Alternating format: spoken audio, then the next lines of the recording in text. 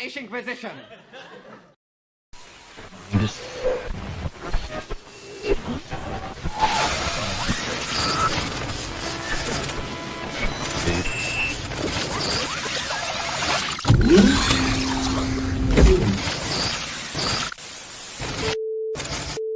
Welcome to your awakening. Please take off as your reality is adjusted. And I did actually write it down this time. Let me read it the way I wrote it down. Good morning, global, digital, virtual, panopticonic, technocratic gulag. It's a bit easier to say quicker when it's written down. I'm just reading it rather than trying to think through it at the same time as saying it. It's like walking and chewing bubble gum. It's a skill. It takes a bit of practice. And I ain't even got the tabs open yet. Hang on, let me shuffle things around. Yes, good morning, global digital. Can you scream out the title as well? The title of the show? Yeah. Sol Excalibre, No. Series 9, Oh, episode... the title. Oh, yeah, I will do in a minute, yeah. Hey. I thought you meant the title of the actual broadcast. Yeah, I was expecting Globo. Okay. Globohomo Emasculatus. There you go. Hey. If you didn't know how to say it, I've just said it for you so you can, Yeah, I'll stumble you know on something it. about Latin. So I don't know Latin. I just used a Google Translate to make sure my guess was correct. And I was correct apart from one letter. So there you go. I weren't too far off from just an osmosis level of Latin that I've learned over the years. It's US at the end to be a, what would they call it, an adjective? Would it be an adjective? I don't know in Latin, but whatever. Yeah. Emasculatus. Globohomo Emasculatus. That's a subtitle for this week, if you didn't guess. Mm-hmm. Welcome back. Global digital gulag. But don't worry, they're not going to do the digital ID. Way, if you believe that, you're a fool. Yeah. Yeah. And Andy Burnthole. Andy Burnthole. Andy Birmingham. Andy Holocaust. Yeah, a Holocaust is a burnt offering, and his name is Burnham. He burns the ham as an offering. Yeah, it's a burnt offering. Handy, isn't it? Yeah. Anyway, for the guy that looks like an actual Muppet. Yeah, the previous clone just looked like a bureaucrat. Sounded like a Muppet. Yeah, but it was more like he looked like just an android, whereas Burnham actually looks like a Muppet. There's something about his hair and the tone of his skin. You expect to, like, if he turns in the light at the right angle, you'll see the felt of his fake skin, because he is actually a Muppet. There's somebody behind him with their hand up his arse, moving his mouth.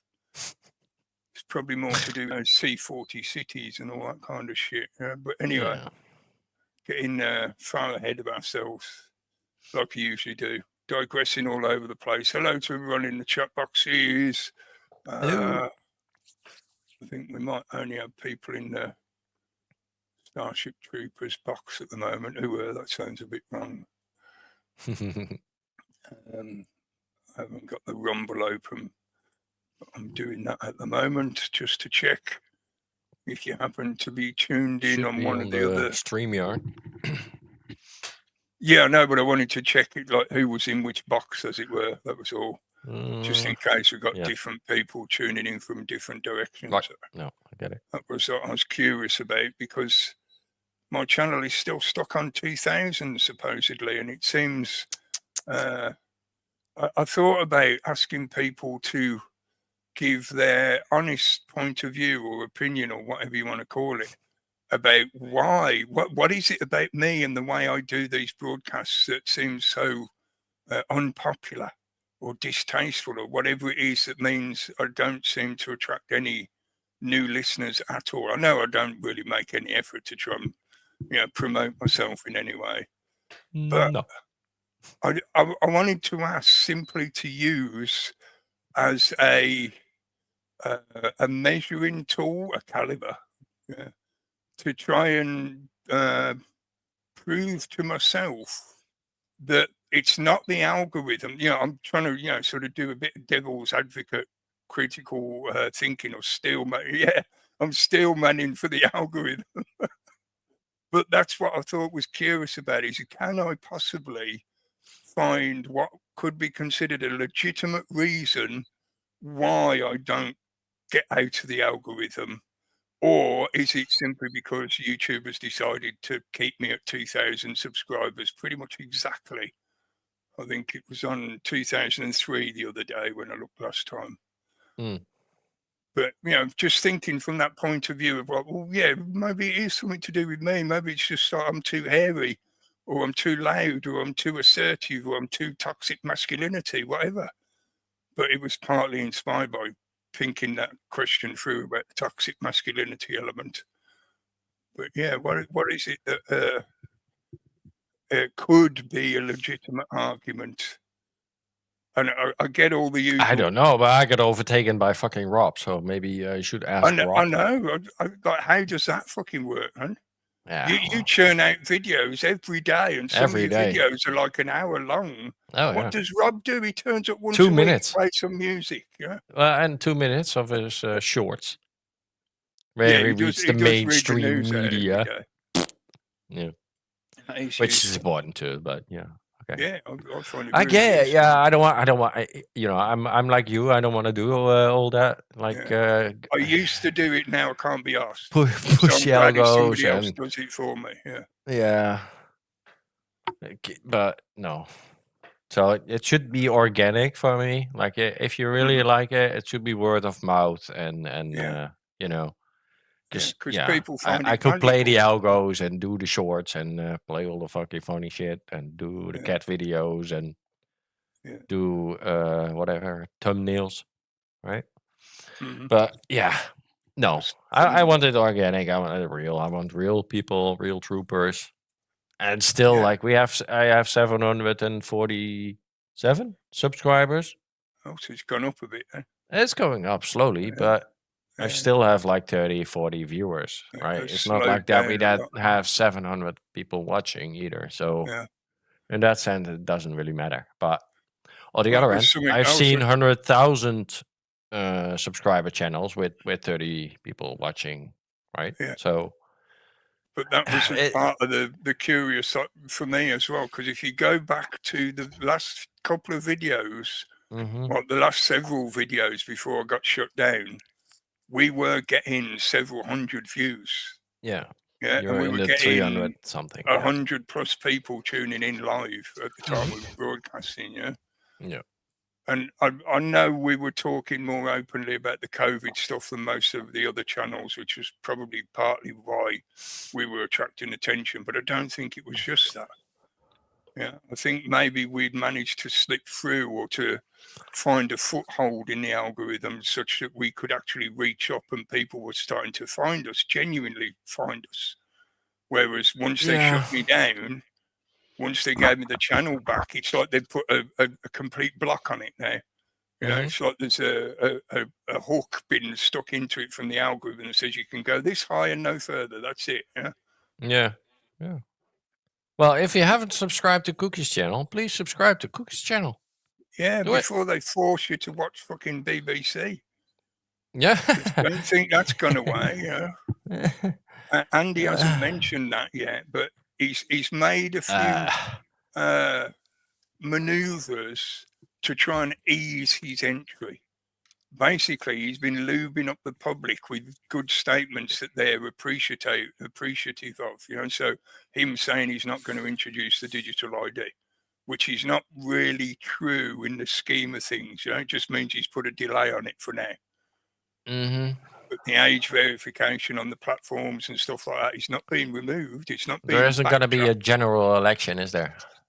I doubt it very much. No. He's making a lot of promises he cannot back up. He's making like a all lot of them speech. do. Yeah. But they're saying they got to rein him in because he's got loose lips. He's saying a lot of things that he can't financially back up, let alone politically back up. He's just saying stuff that's popular to the masses that are picking up that's right. the sound bites. Part of his new slogan is that hope in every heart. You've got to have hope. It doesn't mean it's going to be answered. Doesn't mean you're necessarily going to get what you're hoping for. No, not vote for hope. The hope. No. Can see the slogans now. Vote for fucking hope. Jesus Obama Christ. again. Yeah. Fucking vote for hope. Jesus Christ. Spare me, Cookie. Well, he did make some kind of statement this afternoon. That's all you got. Hope. I couldn't be arsed listening to, but yeah, from what I saw the news media headlines in the afternoon, it was basically he gave another little speech where he said things that people like hope for everyone. Yeah. The only good thing I heard before I was setting up the show was both David Lammy and Rachel Reeves have gone. Yeah. But look who he's bringing in. Starmer also made a little speech how great he was and how happy he was and satisfied. He left with good grace. Good grace. God. Fantastic. There's no reason why he left. No reason at all. He was doing so good. He was too good. He was too good at the job, I think. Everybody loved him. He had to give someone else a chance. Yeah, he outshot every fucker, didn't he? Yeah. I mean, they literally filled Downing Street just to cheer him at the end of his fucking speech. Yeah. They didn't do that for Liz Truss, did they? No. Right. Or Anne Whitcomb. Oh, that's not mention Anne. Too soon. Too soon. And would he come? And would he go? Cookie. Oof. Nice one. The situation still keeps ticking over to not change my mind, even though, I accept it's probably a very darkly cynical point of view, but I think her demise was done to order. A very good purpose. It wasn't accidental. It's a warning. I think it's a warning to all the other conservative cunts out there, like Farage and Lowe and And it look really what we can do. It really hammers home the point about Farage's daughter. Yeah, because in a similar fashion, Anne's home had been broadcast on television a few days, a week or two before she was attacked. So in a very similar fashion, what they did to Farage's daughter is sort of like, it's a simile of the same thing. Yep. So that's what I mean. It's like, it suits Farage perfectly. He had a really nice PR moment. He was able to say a few nice things as a soliloquy kind of thing, to say goodbye and whatever and make it sound like they were really good friends and all that usual PR shit. Oh, yeah. And it's taken the heat off him and the investigation into him. And it's reiterated the need to protect politicians from the crazy public. Even though the images they're showing of that guy doesn't look anything like the other guy. But, like I said, let's see how many... Again, far right and far left. The coverage is shockingly different, isn't it? Yeah. Right, so I put a little bit of that on the daily with that comedian. I don't like that guy at all. He's a fucking twat, but he made a good point there. So I do agree. There's the hypocrisy on when somebody on the right gets killed. It's like, well, we killed the Nazis, so that's okay. That's kind of the like with Kirk and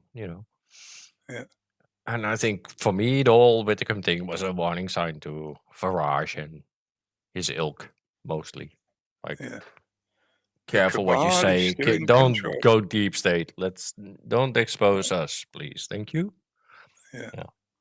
Do your job. Be a face man. Get on with it. Yeah, we'll allow you, but right? Yeah. Yeah. Anyway, the same for Lowe, right? Lowe is never gonna get whatever the fuck he's talking about. No way. The mass deportation thing. All that rhetoric that he's spouting out there. No, it's not possible. Just sorry, you need more than that. You need an army to fucking fix that. Potentially. Yeah. Well, an uprising within maybe, but yeah.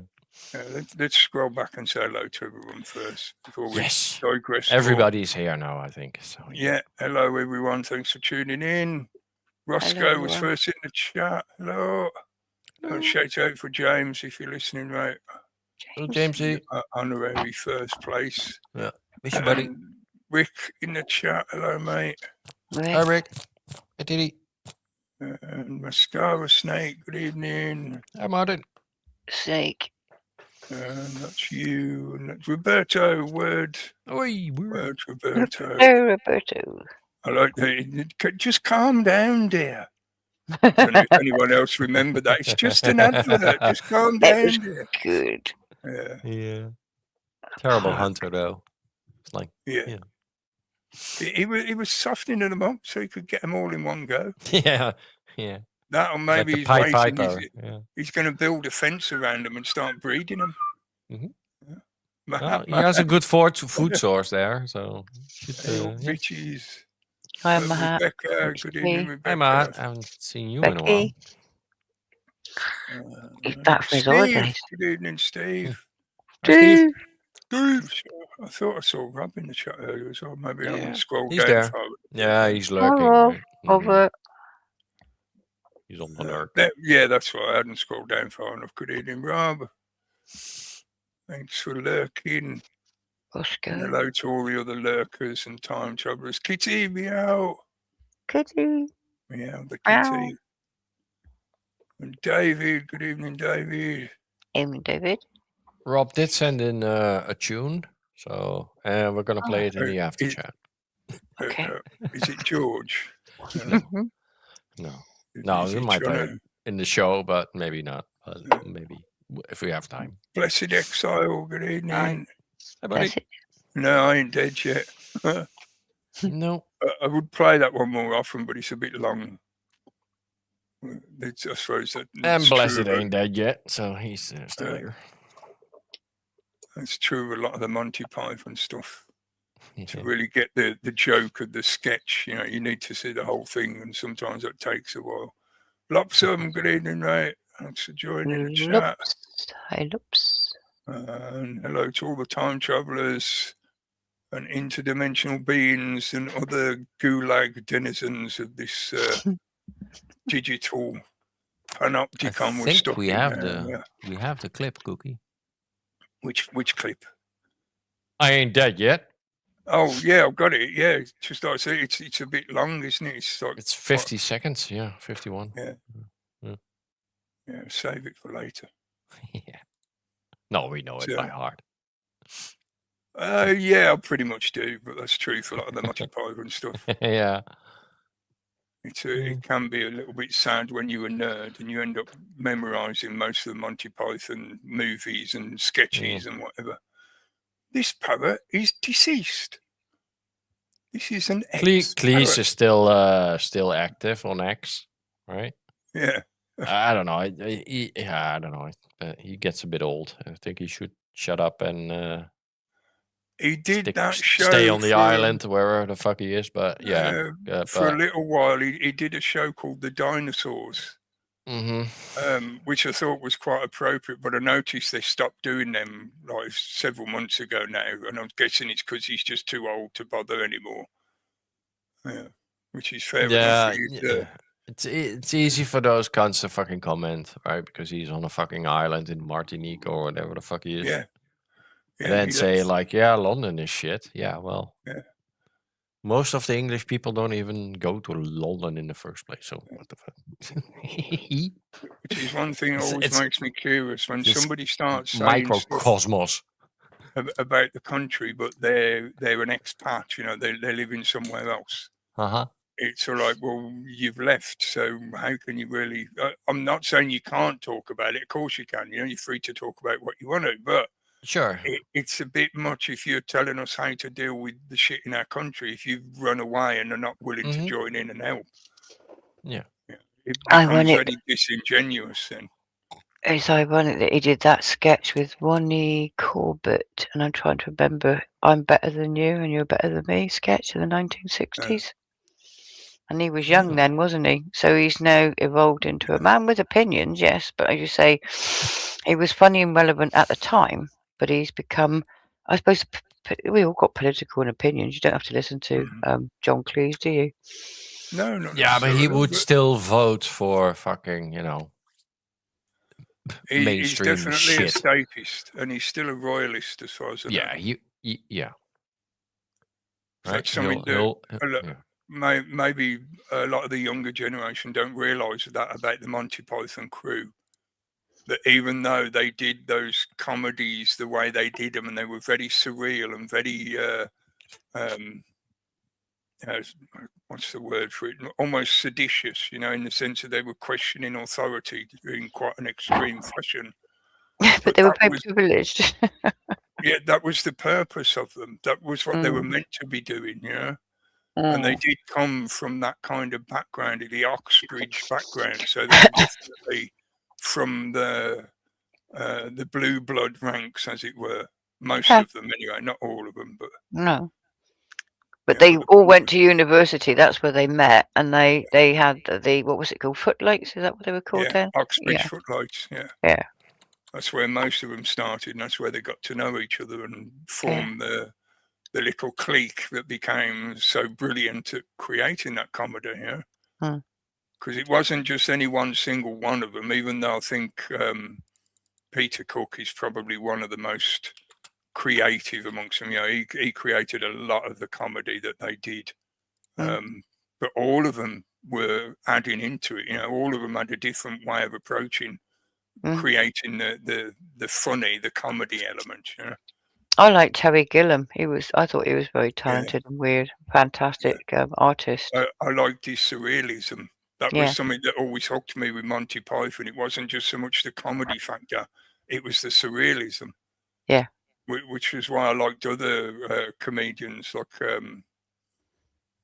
fucking hell, Q9, Spike Milligan. Spike. But again, he was a statist. He was a royalist. Yeah. And he came from a military background where, even though, again, he was quite outspoken and he questioned authority all the time, but he would still support it. So I think there's a lot about that time period where it was transitioning from the Second World War mentality into the baby boomer age, and a lot of the comedy was explorative. It was like the Monty Python stuff, and it wasn't just them. You had what was the one with Michael Bentine and Potty Time. Oh, you mean Potty Time? The big fat fucker, Harry Seacombe. Yeah, not Round the Horn. I know you're talking Round the Horn. That kind of stuff that was starting to come out on BBC. Dare say. Yeah. But Monty Python weren't the first ones to start doing that kind of surrealist comedy. Yeah, Harry Seacombe and that crew, the Round the Horn crew, started that years before Monty Python took off. Yeah, because they did that Ying Tong, Ying Tong, Ying Tong, Tiddle I Po song, didn't they? That was him nuts. and Spike Milligan. Yeah. And Peter Sellers. Peter Sellers. Yes, thank you. Yeah, I couldn't remember. Yeah. And there was one other. I can't think of his name at the minute. I think there was an interesting that sort of adds into some of what I wanted to talk about tonight, because that period, the 50s into the 60s, and that kind of transition, you can see it in the cultural media, how we went from the kind of overt and gung-ho statist support propaganda that you got in the 40s and 50s, especially in the 40s during and just after the war. Yeah, it was all very gung-ho. Everyone was fully in support of the state system and whatever. And then as you go into the 60s, you start to see that change where you get a lot of media creation, a lot of movies and a lot of TV shows and radio shows that were deliberately prodding at the authority. Remember, Spike Milligan, Harry Seacombe, Peter Sellers were all ex-military. They'd all served in the war, and they'd learned some of their craft from the experiences they had in the war, like how to interact with people, how to make people laugh and stuff like that. They learned that while they were stationed somewhere with a bunch of other guys, But that translated then in the sense of, like Pete included a little clip of the woman talking about the jester in today's Daily, the same kind of purpose. They were allowing people to feel that now that they'd dealt with this threat that was contained in the Second World War, they were free to sort of expand. The authority had done its job. They'd succeeded. They'd won. So now they can sort of get their elbows out and spread their wings a bit. And the authority took a step back. And if anything, they allowed people to prod at them. They encouraged that kind of pushback against the status quo.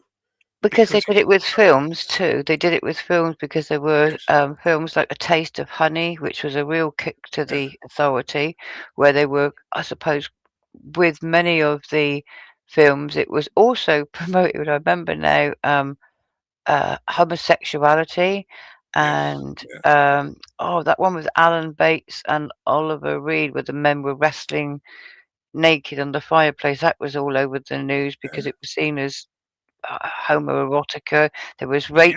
It was. I mean, if you've seen the movie, absolutely was homoerotic. Yeah. There was glorified rape and killing and revenge when it came to the Charles Bronson films. What were they called? Hello, Frank. Death Wish. Death Wish. The Death Wish movies and classic. A lot of the westerns that were coming out at the time, they were also very dark in that way. Yeah, they'd started to become a very dark psychology that was projected through the westerns, whereas prior to that, they were very upbeat. Yeah, you think of like the 1950s westerns with Ronald Reagan in and stuff like that. They were very upbeat and very gung-ho and very clean cut. And then in the 60s, all of a sudden, the westerns got very dark and gritty and psychologically thriller level, And in the 70s, it got worse. It got more vigilante, like. Well, now we have citizen vigilante, right? So that's very Charles Bronson-like. Yes, kind of resurgence of that. Yeah. So everything is in cycles. So fashion and it gets repeated. They put the seeds out back in that day, right? Back in the day, they put the seeds, and now they're harvesting basically on that. Well, that was anger and rage and. I know I've made this point many times. Regular listeners have heard me say this many times. That time period, the 1960s in particular, was when they began to push towards the idea of a one world system, a one world government. So you had various cultural media that was deliberately put out there that was meant to be propaganda towards a one world government. The Day the Earth Stood Still and a lot of other science fiction movies that were put out at the time were meant to make people think about how, if we were attacked by aliens, we would need to work as a single planetary system. Yeah, each nation couldn't defend itself individually. You wouldn't be able to cope with the alien threats, And remember, this is all on the stepping stone, on the backs of the Operation Paperclip and everything that came out of the Second World War in that respect. So they were deliberately pushing this new media output that was meant to take people's belief in and support of the authority structure of the time, of the status quo, and start looking for holes in it, looking for hypocrisies, poking it. Yeah, like the Monty Python, the comedy of the time was very sort of anti-authority.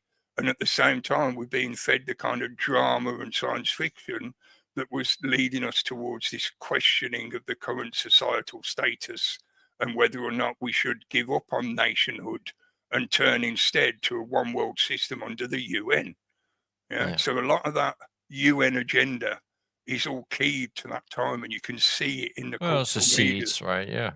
Yeah, again, those were the seeds they were throwing out there in those cultural media form. Yeah. And I think now we're seeing the same again. Well, but this is a new cycle now. This is another cycle further along the process. And this is why I thought about labeling it Globohomo Androgyne, because a lot of what they're pushing towards, a lot of what the eugenics is about, is making people androgynous. because it's all keyed towards transhumanism, primarily. So they don't care what gender or whatever you choose to be. They just want you to psychologically accept. Fluid. Yeah, they want you to accept this concept of your physicality being fluid, so you can chop and change it whenever Paula's you fluid. like. Especially Whooshy. Yeah, Whooshy. I got a clip because producer Rob is very busy, so I got a clip for you. Spike Milligan for you. Cheers. Oh, holy shit!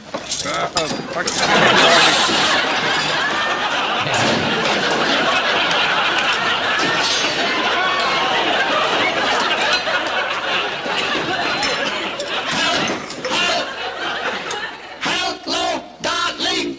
I'm home.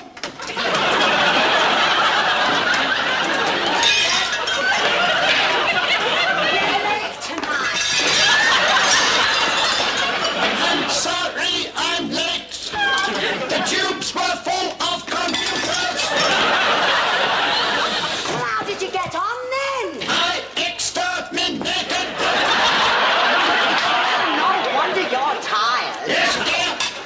Exterminating is hard work. Yes, well, I tell you what, I got a nice cup of tea for you. I think. How's Mr. Banerjee? He's not very well. Why? I exterminated him. Well, you shouldn't have done that.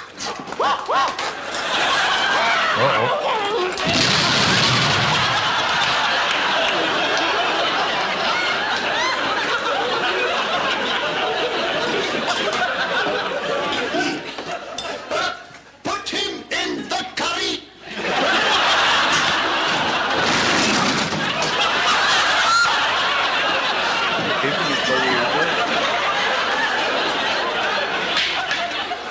Johnny, have you finished your homework? Yes, I have destroyed it. Somebody's exterminated Granny. Yes, put her in the curry. Hello, Dana.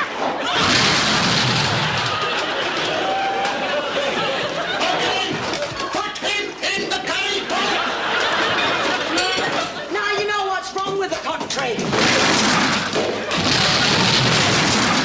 Put it all in the curry. Now you know what's wrong with the curry. That's racist. No, it's not. No, that's funny. Do you think It's Spike funny. was making a comment about how the Pakistanis coming into the country at the time were going to be like Daleks, destroying everything and putting it in a curry? Yeah, Put it in the curry. seagulls, swans, Dogs. Badgers. Cats. dogs. Well, Cats. then again, they probably wouldn't bother with Pigeons. badgers because they can be quite vicious. Difficult to Yeah. get hold of. Usually, you have to use dogs, and they don't like dogs, do they? So, My God. Yeah, that's where we're at. that's Spike Milligan. That's from one of the Q9 shows, I think, which Looks was familiar. later on in his career, wasn't it? So that was when he'd already been sort of established for a number of years as a comedian, doing the radio show stuff. Q6, says Martin. That was Q6, right? Okay.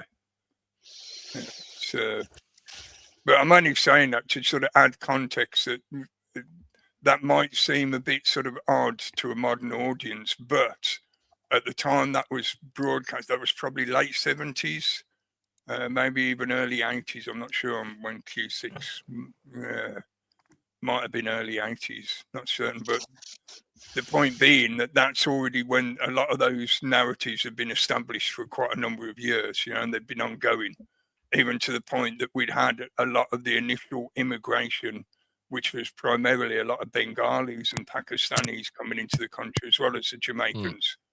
The Jamaicans, I think, were first, but then the Indians turned up very shortly after that, as far as I remember. Humor is a way of poking fun at issues and problem in a friendly way, right? Yeah. Like, okay, maybe you shouldn't put a cat in the and don't put your grandma in the in the curry. Don't put everything in the curry. So it's like a friendly poke at their culture and the English culture, like, yeah, well, we don't do that. Well, maybe and it's so fucking upside down now. It's all fucking racist, and I'm not certain, but I've got a feeling Spike served with some of the Sikh brigade that come over from India. Yeah, I seem to remember, but that was fucking years ago.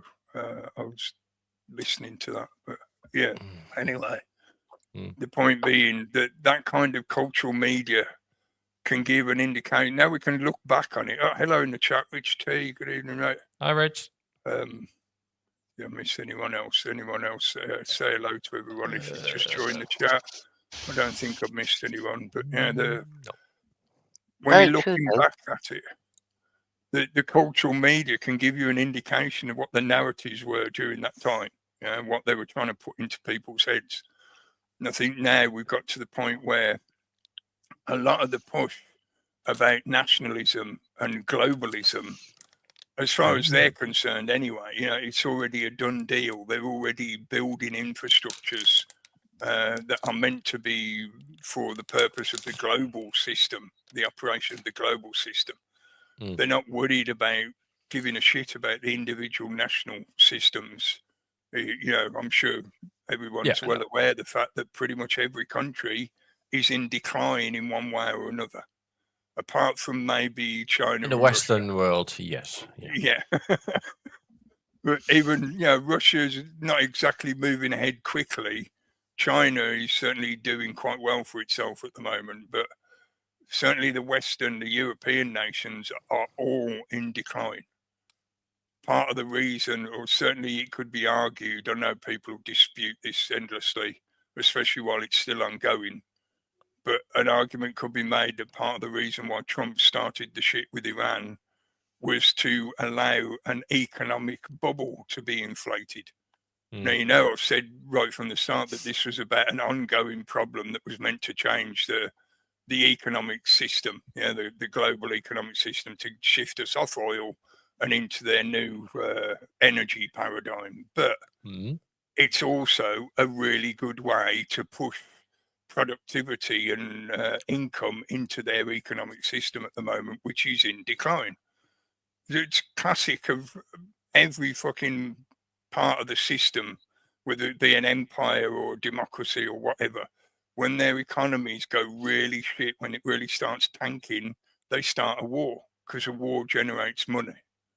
It's just as simple as that. It keeps people occupied, it generates money, and if anything, you can cull the herd a little bit to reduce your costs. So in other words, you allow some of your population to be killed off in the war, and that reduces your overall running costs for your economy, so your economy bounces back again. They know this full well. It's part of how they operate this system, and they have done for hundreds and hundreds of years. But now we're at this stage where they really, really want to force us into a global mindset. It's not just about forcing us to participate in a global market now, because that was done by the 70s. We're part of a corporate-controlled global marketplace. There's no getting out of that really at the moment, not unless each individual country radically changes its economic direction, which could be done, yes. I'm not saying it's impossible, but it's not like we could just suddenly go, oh, we've had enough of trading with you guys now, bye, we're going to go back to doing our own thing.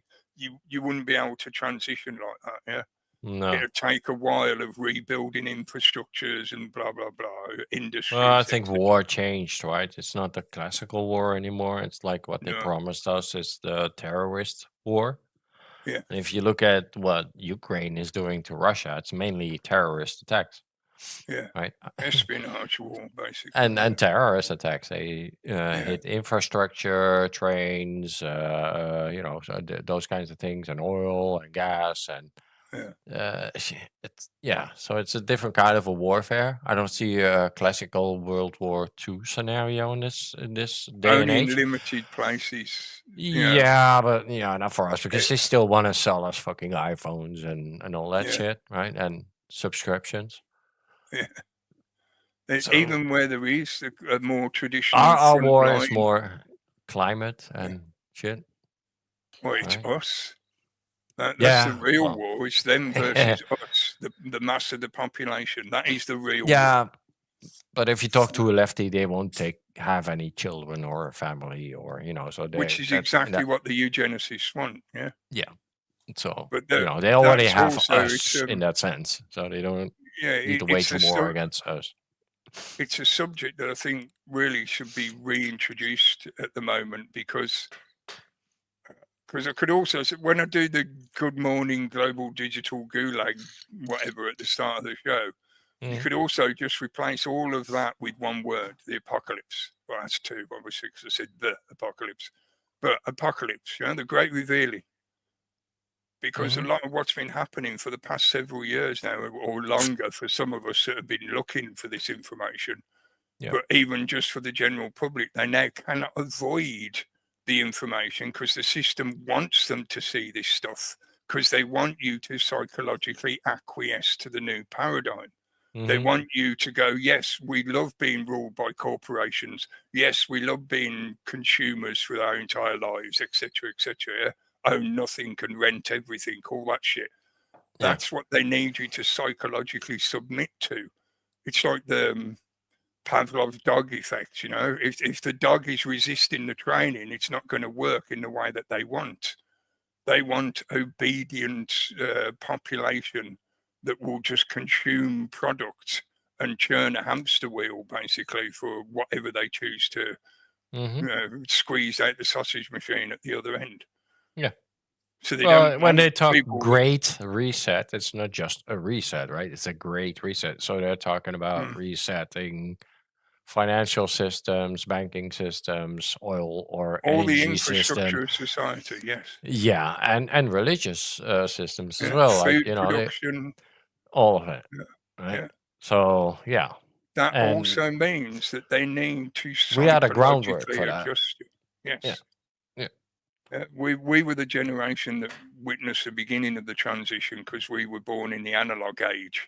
And a lot of this transition is reliant on digital technology. There's no getting away from that reality. That's what makes this cycle different to previous cycles. Because I get it that the argument could be made that civilization goes through these cycles anyway, of growth and depletion, etc. Like a sine wave, the civilization ascends and then it descends, and then it ascends again and then it descends. Yes, that's true. But this time it's slightly different, because now they've got a technology that enables them to surveil us 24/7.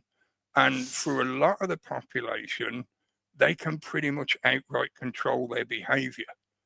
I don't like to say completely, because I don't think that's fair or truly accurate, but they can influence people to such a strong degree now that it's not far off the kind of Novel Harari wet dream of people being programmable automatons. That's the eugenicist, the transhumanist wet dream of you being turned into basically just a meat robot. But I don't believe they've got to that stage yet. And part of the pushback is the fact that a lot more people now cannot avoid but see the effect of this tyrannical takeover. So it's pretty much avoidable, even for the less quick-witted people amongst the population. The system has deliberately dumbed people down. Now, this is a classic trope, cliche, as they would say, but unfortunately, it's also true. That's usually what defines a cliche is, it's fucking annoying because it's a cliche, but that's because it's true. That's why it's fucking annoying, because you can't get away from the truth of it. But they have done the population down to such a degree that a lot of the population are not even aware of what's taking place around them. And that's not just because they're not interested in the sense of they find it unpleasant to look at, or they don't care, or they're just too distracted doing things they enjoy doing or whatever. No, they literally struggle to compute in their heads the things, the data that they can get access to, and put it together into a coherent thought that gives them a comprehension of things that are being done to them and their society. They struggle with that kind of thinking process because they haven't been helped to learn how to think. They've only been told what to repeat to get their grades, their exams, their little certificate, their gold star, whatever it is, yeah? And that is classically, I feel, exemplified by what they've now done to our modern mythological interpretations of ancient stories, as well as all more recent stuff, but it's based on the same kind of principle, the same kind of narrative from oral history that is there to help us grow as people, including being part of the society that you're born into, yeah? And those mythologies that, like, if people hadn't guessed, a big part of what I'm referring to here is the new Odyssey movie. A lot of those ancient mythological stories are the equivalent or similar to, I'll pull this off, similar to nursery rhymes and fairy tales. They are meant to convey useful and important information, but they're presented in a storytelling fashion to enable people to find an emotional connection to the story, to the characters in the story, such that they will pay attention, they'll be interested, they'll have a vested interest in finding out what happened to the characters in the story. Yeah? They want to hear the whole story. They want to hear it all the way to the end. That's classic storytelling. That's what it's meant to do. So this deliberate dilution, I want to say dumbing down, but I don't think it's even so much really dumbing down, because it's not true to the original book, the original poem. And in that respect, I suppose, you know, you can only expect so much if you're trying to recreate something from an already established work, like when they made the Lord of the Rings movies, you know. Even though I hoped they would stick completely to the book, they didn't. And that was sort of like a given. It's like, they're going to do some Hollywood shit, yeah? They just will, because it's fucking Hollywood, yeah? And that even more so now has been exemplified by what they've done with the Odyssey and the way they've changed it. I think some of it, you could definitely say some of it is just done for marketing reasons. Yeah? It's rage baiting. It's deliberately just meant to antagonize certain demographics so that it creates a buzz and a conversation and people discuss the concept. I mean, in some ways, in a similar fashion to the whole big fucking conspiracy narrative about the global world order. I've suggested this many times over the years.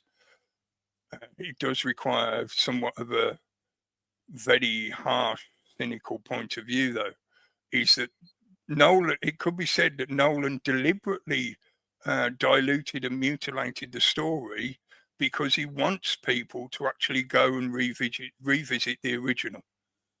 So by deliberately and blatantly doing these kind of, in a literary sense, it's like vandalism. It's literary vandalism. But in doing so, he's forcing an entire generation that have lost interest in reading. They've lost interest in that cultural media body, that logos, yeah, in the Greek version of the word logos. I'm not talking about just the icons that represent companies or whatever. Yeah?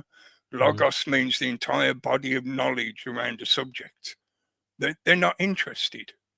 Concept like ancient mythology and stuff like that is only really trendy in a conspiratainment kind of way.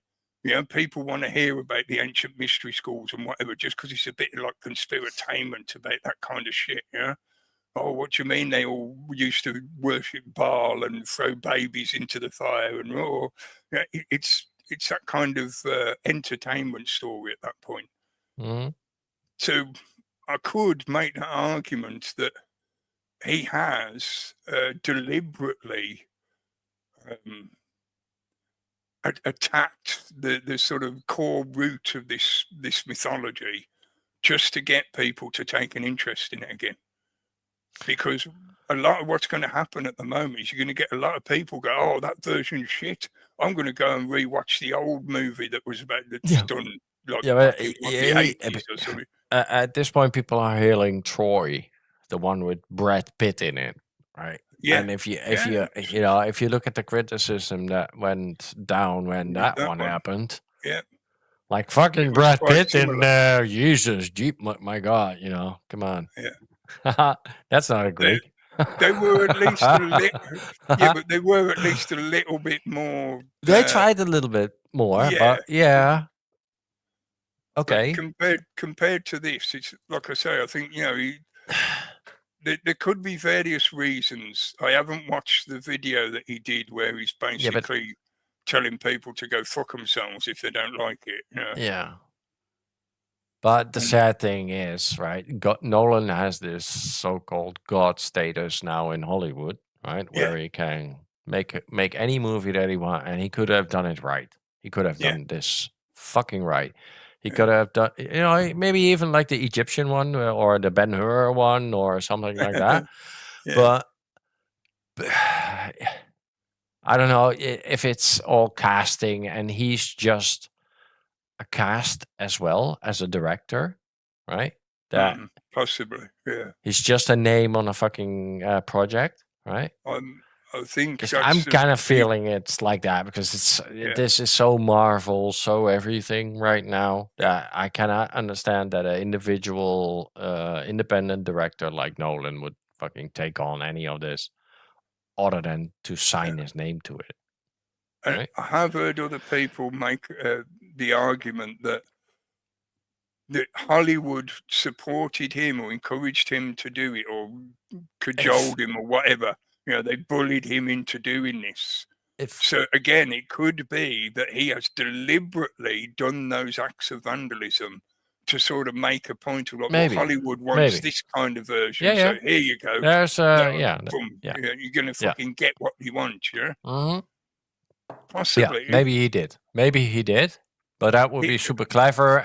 But in the way he's talking and all that, it doesn't show like that. No, that's the case. It sounds more like he's on the side of Hollywood ideology. That it's like, no, you as a stupid audience, fucking box. Yeah, you're going to get this shoved down your throat because this is what we demand you accept.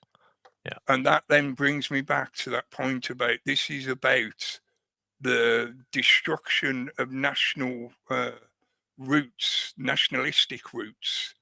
And certainly when it comes to what's usually called the Western world, the Western culture, this is the epitome. This is literally the root of Western culture. As they call it, Greco-Roman mythology. Well, you should have started with the Iliad, but okay. Because the Odyssey comes before the Iliad. No, does it? Yeah. Oh. The Iliad comes. The Iliad takes place after the Odyssey. Oh. As far as I remember, I did look for my book of the Iliad. I couldn't find, but I believe you. But I'll believe you. But I thought it was the other way around. I'm not sure now that you're saying that. I can't remember for certain. I'm gonna ask Google. Sorry. Yeah, check it. Then. Yeah. Because it is important. I think the Odyssey's first, because the Odyssey is meant to take place just after the Battle of Troy. And then the Iliad is after that, I think. I think the Iliad takes place. Chronically, the Iliad sets the stage by covering the final weeks of the Trojan Wars. Reading it first introduces the major Greek heroes, the gods, and the context of Troy, making the Odyssey the tale of Odyssey trying to return to home and make him. It sets the stage, the Iliad, why he's doing it, and then, I think the Iliad is first, Yeah. But we'll have to find that. Again, I'm not a Homer expert either, right? And I like a lot of these critics out there. I'm like, okay, dude, come on, don't be pretentious. I found me copy of the Odyssey, but I couldn't find me copy of the Iliad. I don't look. If Hollywood does a fucking remake of whatever, right? They can do it. I don't care, but don't be pretentious about it. Like this is like supposed to be something that it's not, right? It's not the Odyssey. It's not the Iliad, right? It's not Homer. It's not. It's fucking. I don't know. Nolan. Nolan. Well, Right? yes, but also he's just the finger of the Hollywood beast. Yeah, but it's a copyright-free piece. Anybody can fucking do this. To use a more appropriate metaphor, he's the current wand being wielded by Hollywood. Yeah, that's why I say they had to do this and put his name to it. I think it's something like that because I cannot think. And don't forget that I think he's quite very much in the circle, because there's a lot of indications in his other movies, like in the Batman movie with Heath Ledger and stuff like that. Yeah, I don't know how much he knows about that kind of stuff and how much he's just dragged along by the tide of Hollywood, or whether he's a participant or whatever. I don't fucking know. Yeah, but it's pretty obvious that he's certainly aware of a lot of that kind of stuff, and he's certainly very aware of this kind of culture war, ideological manipulation, this narrative creation. Yeah. Well, he did Oppenheimer before this one, right? Yeah, and that's similar in the sense of how it's normalized the development of stuff like that. Yeah. Yeah, omissive of all the fucking atrocities and condoning the corporate statist system that generates weapons to use for war like that. Yeah, and I think he portrayed it quite well in that movie. You know? But yeah, it's the same kind of ideological standpoint. So I don't think. Well, it should be easy to make a biopic, I would think. But yeah. Hello in the chat, Lance. Good evening, Lance. Yeah, it probably will happen soon enough, won't it? Because now he's so notorious. Somebody will probably do an autobiography on him or something like that. On him? Yeah, maybe. On Nolan. Yeah. Yeah. And I think as well, people will do investigations of him and, a deep dive, as they like to say now.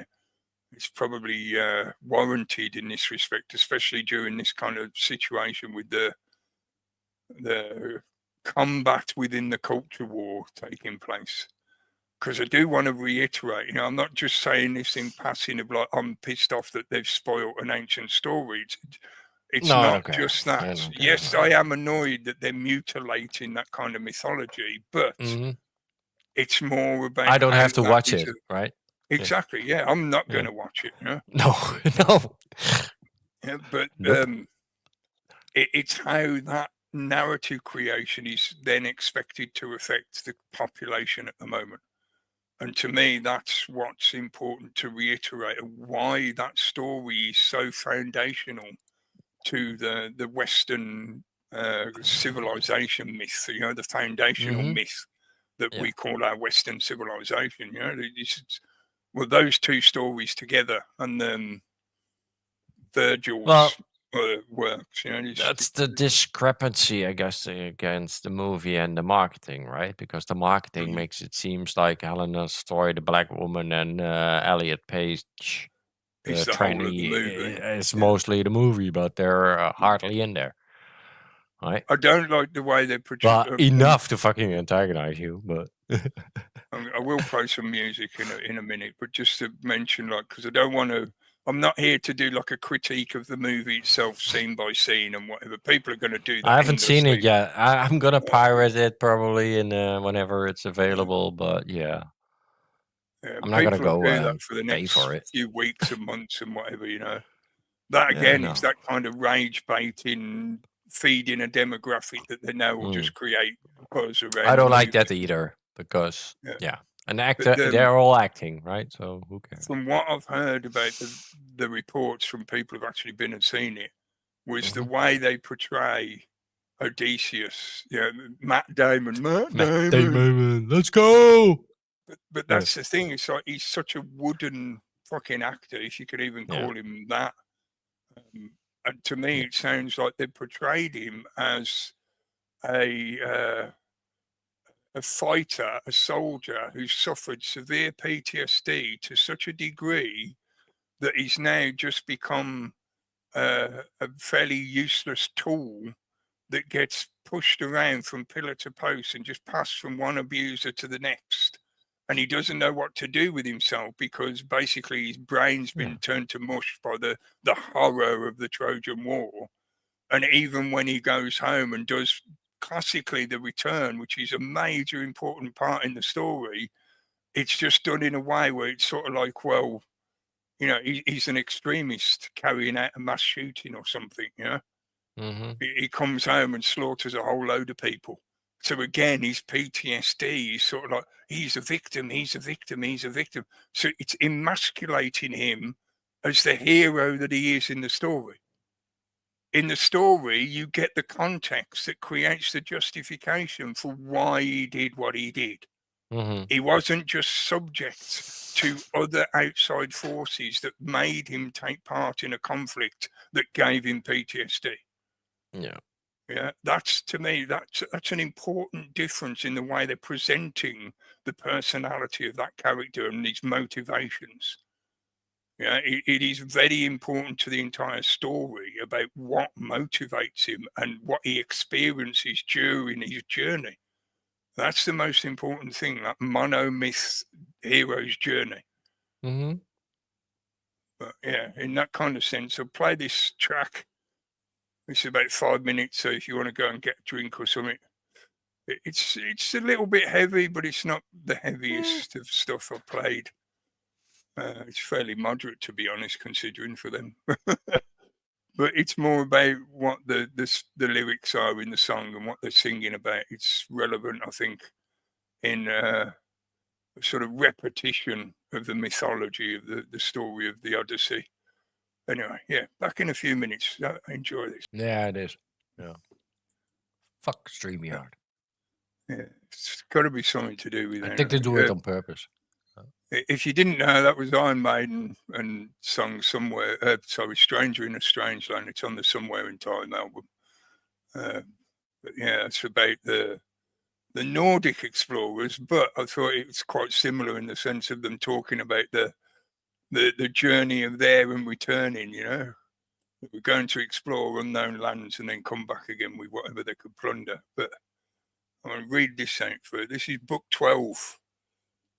From ocean's pouring stream, our ship measured the open rolling seas, even to Aea, the isle of sunrise, where dawn, the forerunner, has her house and dancing floor. There we grounded the ship amongst the sandbanks and went out upon the beach to sleep and wait for day. When the light came, I sent a party up to Circe's house to bring down dead Elpenor's body. We hewed logs and built his pyre upon the tallest headland, where it runs out above the sea. Duly we made his funeral, bewailing him with bitter tears. After body and armour were quite burned away, we piled a mound over them, and to crown it dragged up a monolith, on top of which we fixed his goodly ore.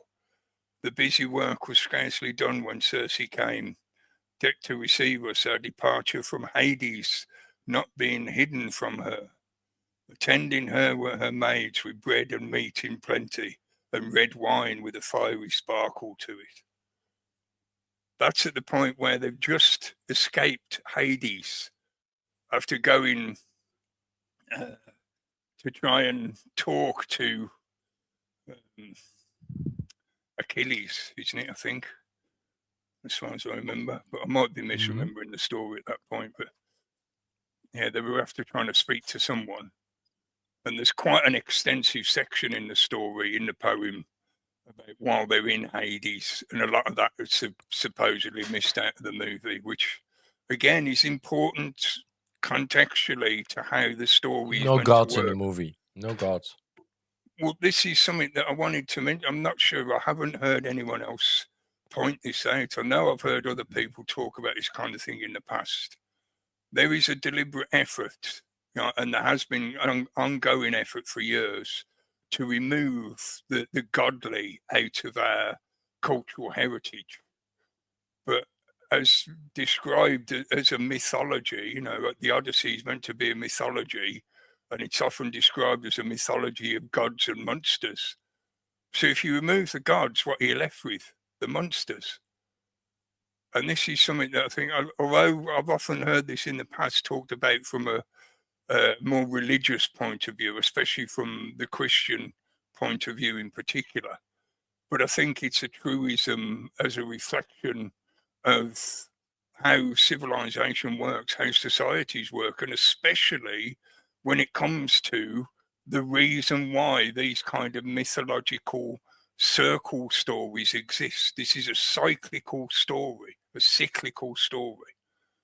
Yeah, it's meant to be a constant recycling of the same thing. Right? This is about one particular character, but it's also meant to represent every man of Greek descent. You know, every man of that time who was presented with these kind of situations.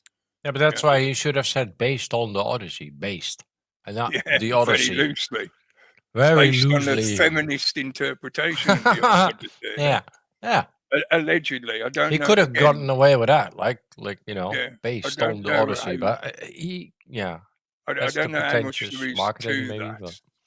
But supposedly he did allude to that's what he was doing. Yeah, that he was using that woman's. Yeah, maybe he was, but the marketing wasn't. yeah. Right. But those kind of. Well, do we want to play some of the clips we've got first? Oh yeah, can we?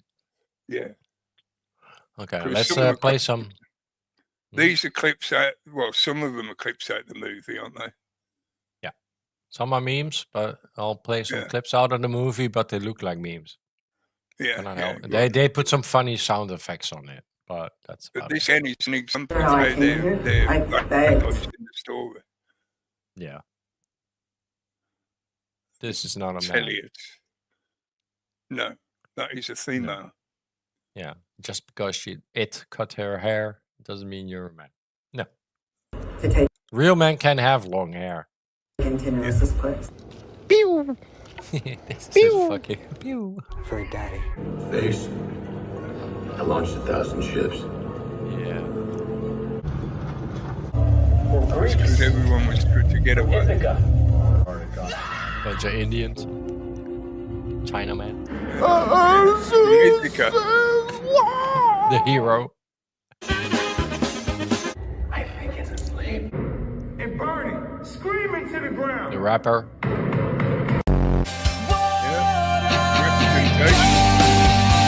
That's terrible. Yeah, it just. Those are actual scenes out of the movie, like I mean, how he swings around with that axe and holds that bow, and people have been criticizing that shit as well, like the suits and. A major part of the story is that nobody else can draw his bow because it's so big and powerful. So him standing there just going twang, twang, twang, twang, he's just fucking ridiculous. Pew, pew. Yeah. In the story, he does slaughter all the suitors, yes. But as far as I remember, it doesn't specifically say he kills them all just with his bow. But the main point being, his bow is meant to be so powerful, nobody else can use it except him. But Matt Damon just makes it look like a fucking child's toy. Yeah. You don't draw a bow like that. You just don't. Yeah? You don't hold it like that. No. You have to aim to. Even a short bow, you don't draw it like that. It's just ridiculous. But yeah, I don't want to do stereotyping, but okay, let's move on. Yeah, she's scarred on the left side of her face as well. She turns her face, and then you see all her scars, and she looks fucking mold. Yeah. It specifically talks about Helen of Troy being pure white of skin. Yeah, but the casting is so fucking off. This guy is what was he? In the Marvel thingy, Punisher. The Punisher. Was he? Yeah. He played the Punisher, and he's a WFF, whatever kind of a guy. I don't know. I've seen the old Punisher with Christopher, what's his name? It was done in the 90s. That was a fairly decent. But anyway, digressing, talking about the Punisher. Hello, Ridiculizer. Hello, mate. Hope you're all right. Okay, in the Roman army, if you run like this, you would be fired immediately. Yeah. This dude is like, this is India guy saying he's I'm from Ithaca, Greece. Ithaca. Yeah.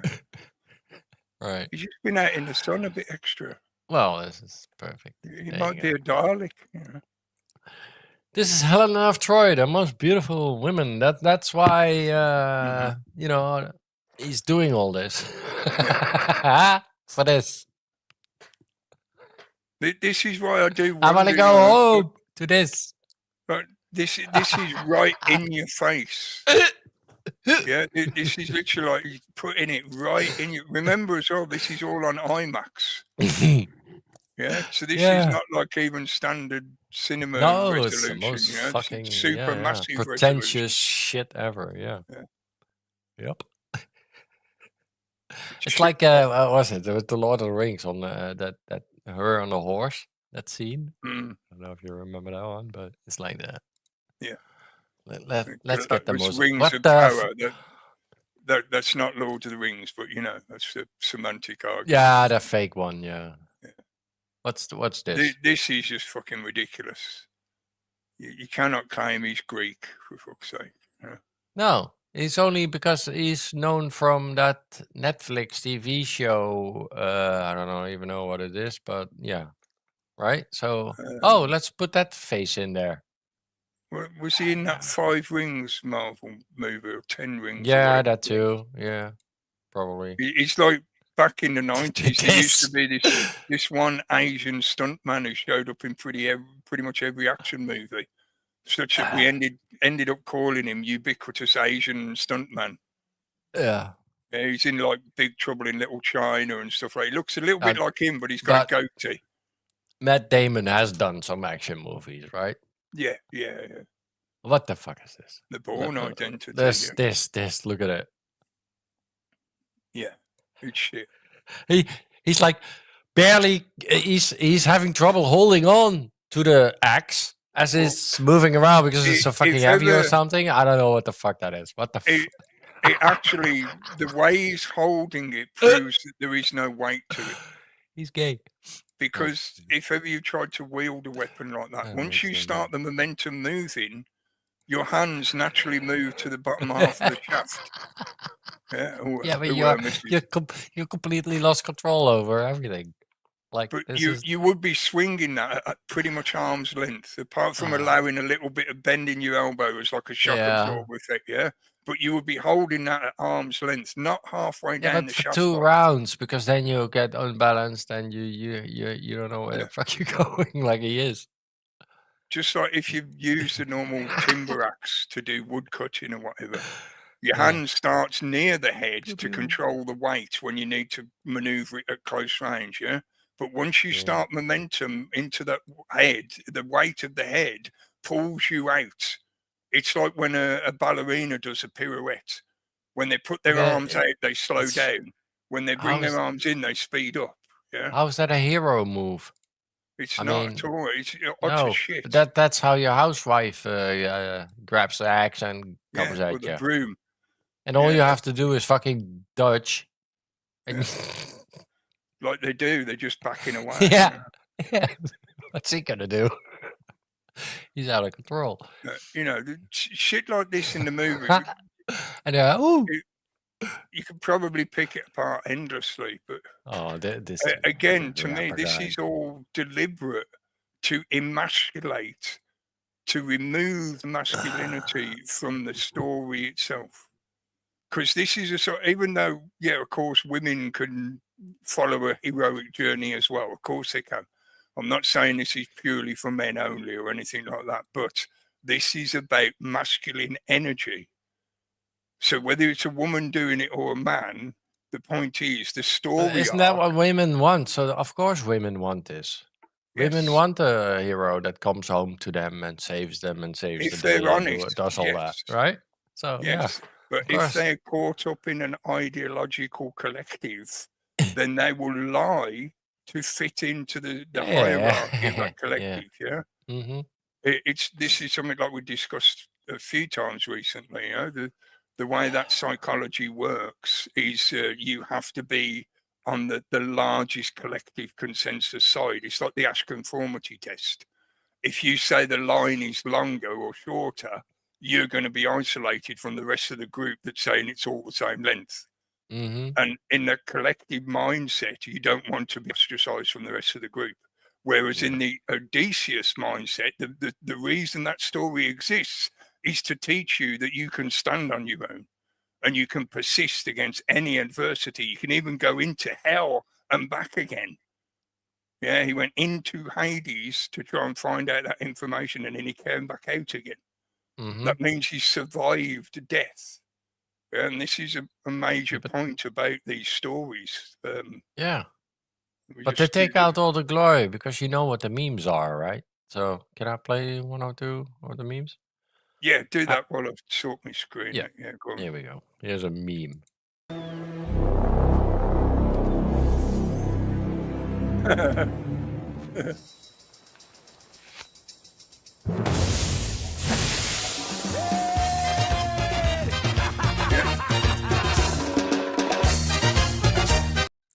Right. So here's another one. O daughter of Zeus, my cock is fashioned from the skin of mine own forearm. Damn, nigga. Oh dear. Yeah. And here's the one that I had in the daily, which kind of, simplifies it, but yeah. Greece, the enemy is near. Let them come. I'm the biggest, strongest warrior in all the land. Yes, you are, brother. After our victory, they'll remember the story of us Greeks forever. Let us fight. My love, I will miss you. I will await your return. Helen, my wife, the most beautiful woman in the world. I'll find you again. Warriors of Greece, the enemy is near. Let them come.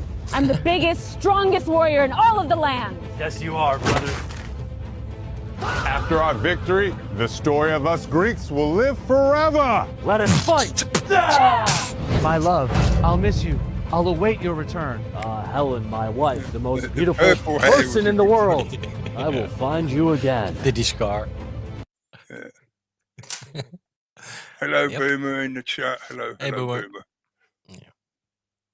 Yeah, no, look, but that's what you get, right? Because people cannot take this serious. How can you take this serious if you on purpose do all that shit, right? So fuck you, Nolan, and your fucking agenda, whatever you had to do.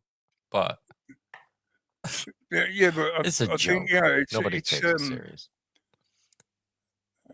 I find it disappointing that they spent all that money, all that time, all that technological expertise and effort on making a pile of shit when they could have made a somewhat faithful retelling of the story. Yeah. So that I find what they did with depressing. Tolkien. Yeah, exactly. Right? Just like what Fits they did in the with same Rings of line. Power. Yeah. Yes. Yeah. But that to me is where it gets to the point of what actually annoys me about this is all purely for narrative creation reasons, to emasculate that Western culture. Yeah. This, I was going to show the link. I'll put a link in the chat. For James Evan Pilato, I don't do show notes. I think you're quite capable of using a search bar for yourself, mate. I'm not going to just list a bunch of links. Google it. Yeah, it's fairly readily, easily find for yourself. So I disagree on that point about show notes and whatever. Yeah, but yeah, this is the page for Joseph Campbell's Hero of a Thousand Faces, which he when was this published? Back in 1949, where he defined the idea, the concept of what ends up becoming called the monomyth, which is that principle in storytelling, which is epitomized. I've got a bigger version of that image so you can see it a bit clearer. Is epitomized in stories like the Odyssey. The Odyssey is not the only one that uses this principle. There's many other stories that do the same principle, especially out of the Greek tradition, because they sort of refined this principle, and that's what becomes Plato's concept of controlling media creation, basically, in his fascist ideals. He wanted to have control over theatre and drama and entertainment creation because he understood how it could influence people psychologically, how it could affect their attitudes. Yeah. But what Campbell defined is this concept of the hero's journey cycle. Yeah, and this is partly based on Jungian psychology. And please don't mix up Jung with Freud. Freud was a malicious manipulator. I don't think Jung was, and I think Jung is a lot more accurate to human psychology than Freud ever fucking was. Yeah, Freud got the idea about sex, but he had other reasons about why he was obsessed with people being obsessed with sex. You know, so yeah. Anyway, I found from the wiki post, which you can look up Hero's Journey on the wiki post, but this graphic I think is a little bit easier to read and to comprehend what is meant by that story cycle. The hero, just like Odin and Thor was a farmer before he got called to stand for his people and defend his people, you know. So the hero in the storyline is almost always presented as the everyman, the everyday man. You know, using the word everyman, that was something that Philip K. Dick, I think, coined or popularized the concept of the everyman. Yeah. He's somebody who's just an everyday person. He's not anyone super special necessarily, although you do find in some of the stories, like in Odysseus, he's the son of important people and stuff like that. We might be but a he prince. didn't know, right? He didn't know. No. No. But I'm thinking of things like Siddhartha, you know, the story of Buddha is a similar process. Oh, yeah. But Jesus, same. Yeah. So they don't necessarily have to be a normal person, but most of the time they are. Yeah. But the point is they are not out there looking for treasure. They're not bounty hunters. They're not Indiana Jones out deliberately looking for adventure. They are just people living their lives, and then things happen that cause them to be called to an adventure, as it says in the graphic. Yeah? This again is epitomized by Tolkien. The entire story of Frodo and the Lord of the Rings, and in the earlier version with Bilbo and in The Hobbit, it's the same process. When Bilbo goes down into the goblin mines, that's him descending into the abyss. And he finds the hidden treasure, the golden ring, yeah? And this is Tolkien's version of the same kind of Jungian psychology of descending into the depths of the self to find the true treasure within.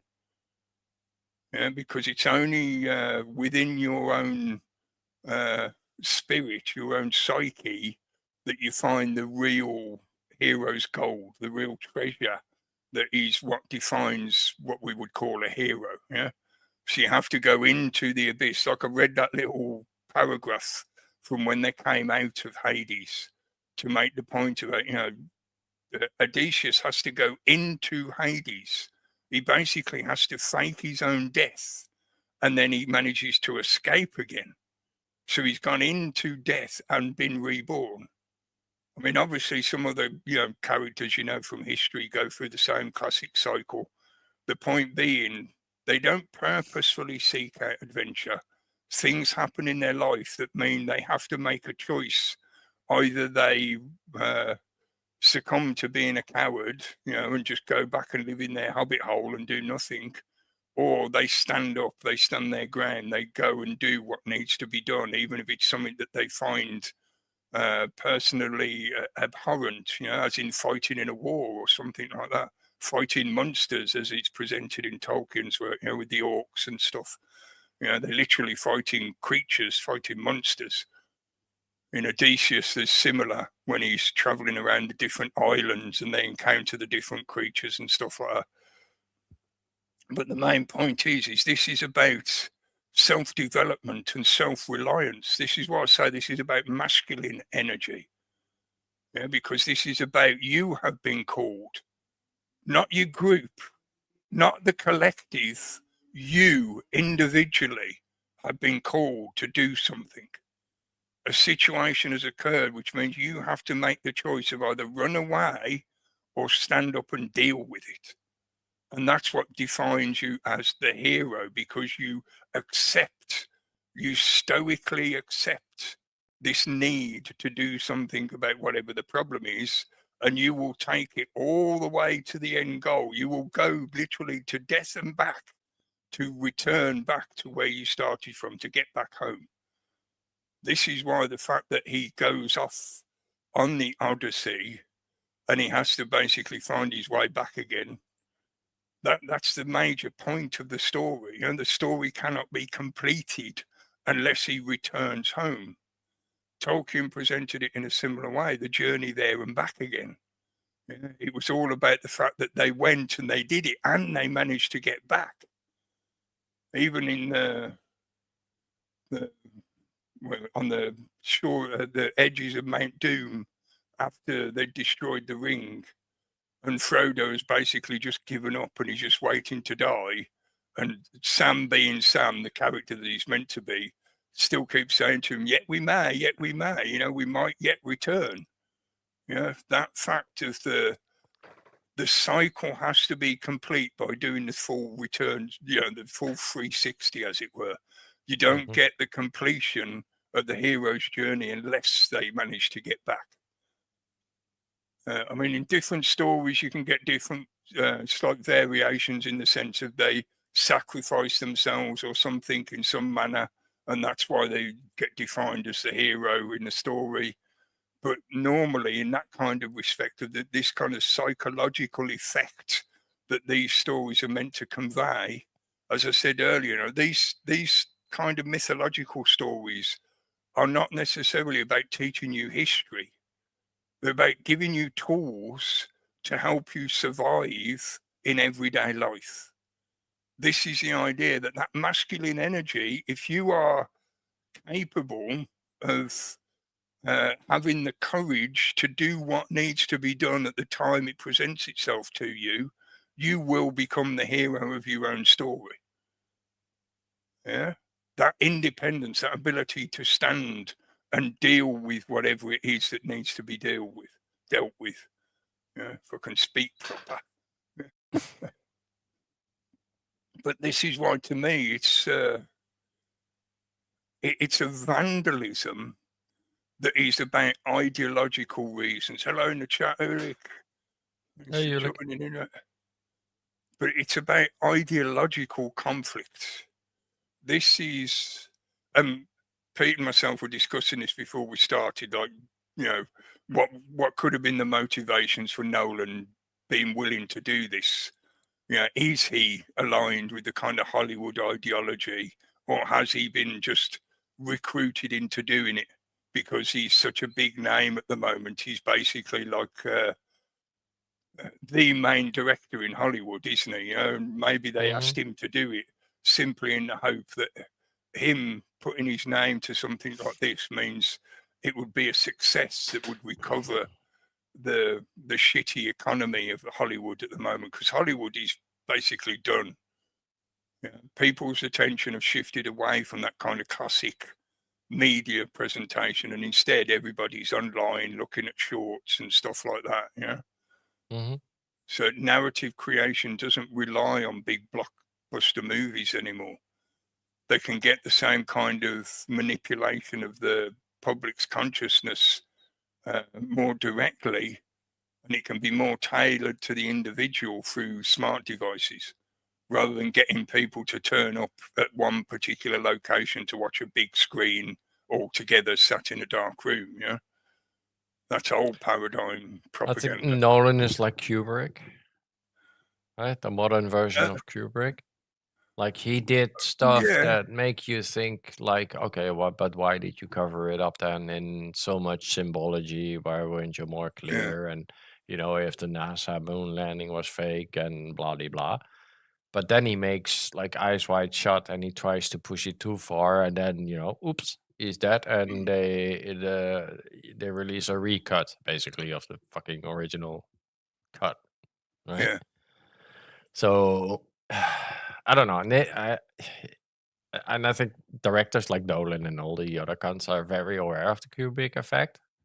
Like, okay, you can get to a certain status and level, but that doesn't mean that you can, I meant to mention it earlier when we were talking about the 60s and 70s stuff. Don't forget Kubrick did Dr. Strangelove.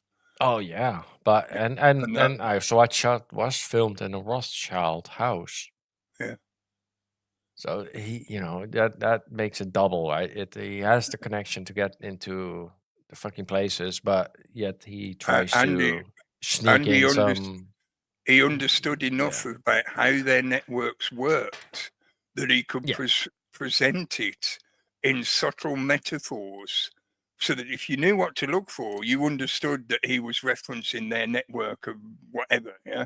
But he couldn't say it directly, because if he did, they probably would have stumped him. Yeah, I think they mainly got the narrator. There's supposed to be a narrator voice over the movie, right? There's some very silent scenes, like long cuts, and when there's no speech and all that. There's supposed to be a little bit like The Shining. The Shining is very similar. There's long, drawn-out, silent bits. Yeah. Yeah. And it's supposed to be, calling out like how the elites also kidnap little children, right? Because that's like the end scene where they walk off with the daughter of them, the shopkeeper, couple. Yeah. So that's all that, but basically he's the fixer. Yeah, he's the Savile kind of character, the gatekeeper.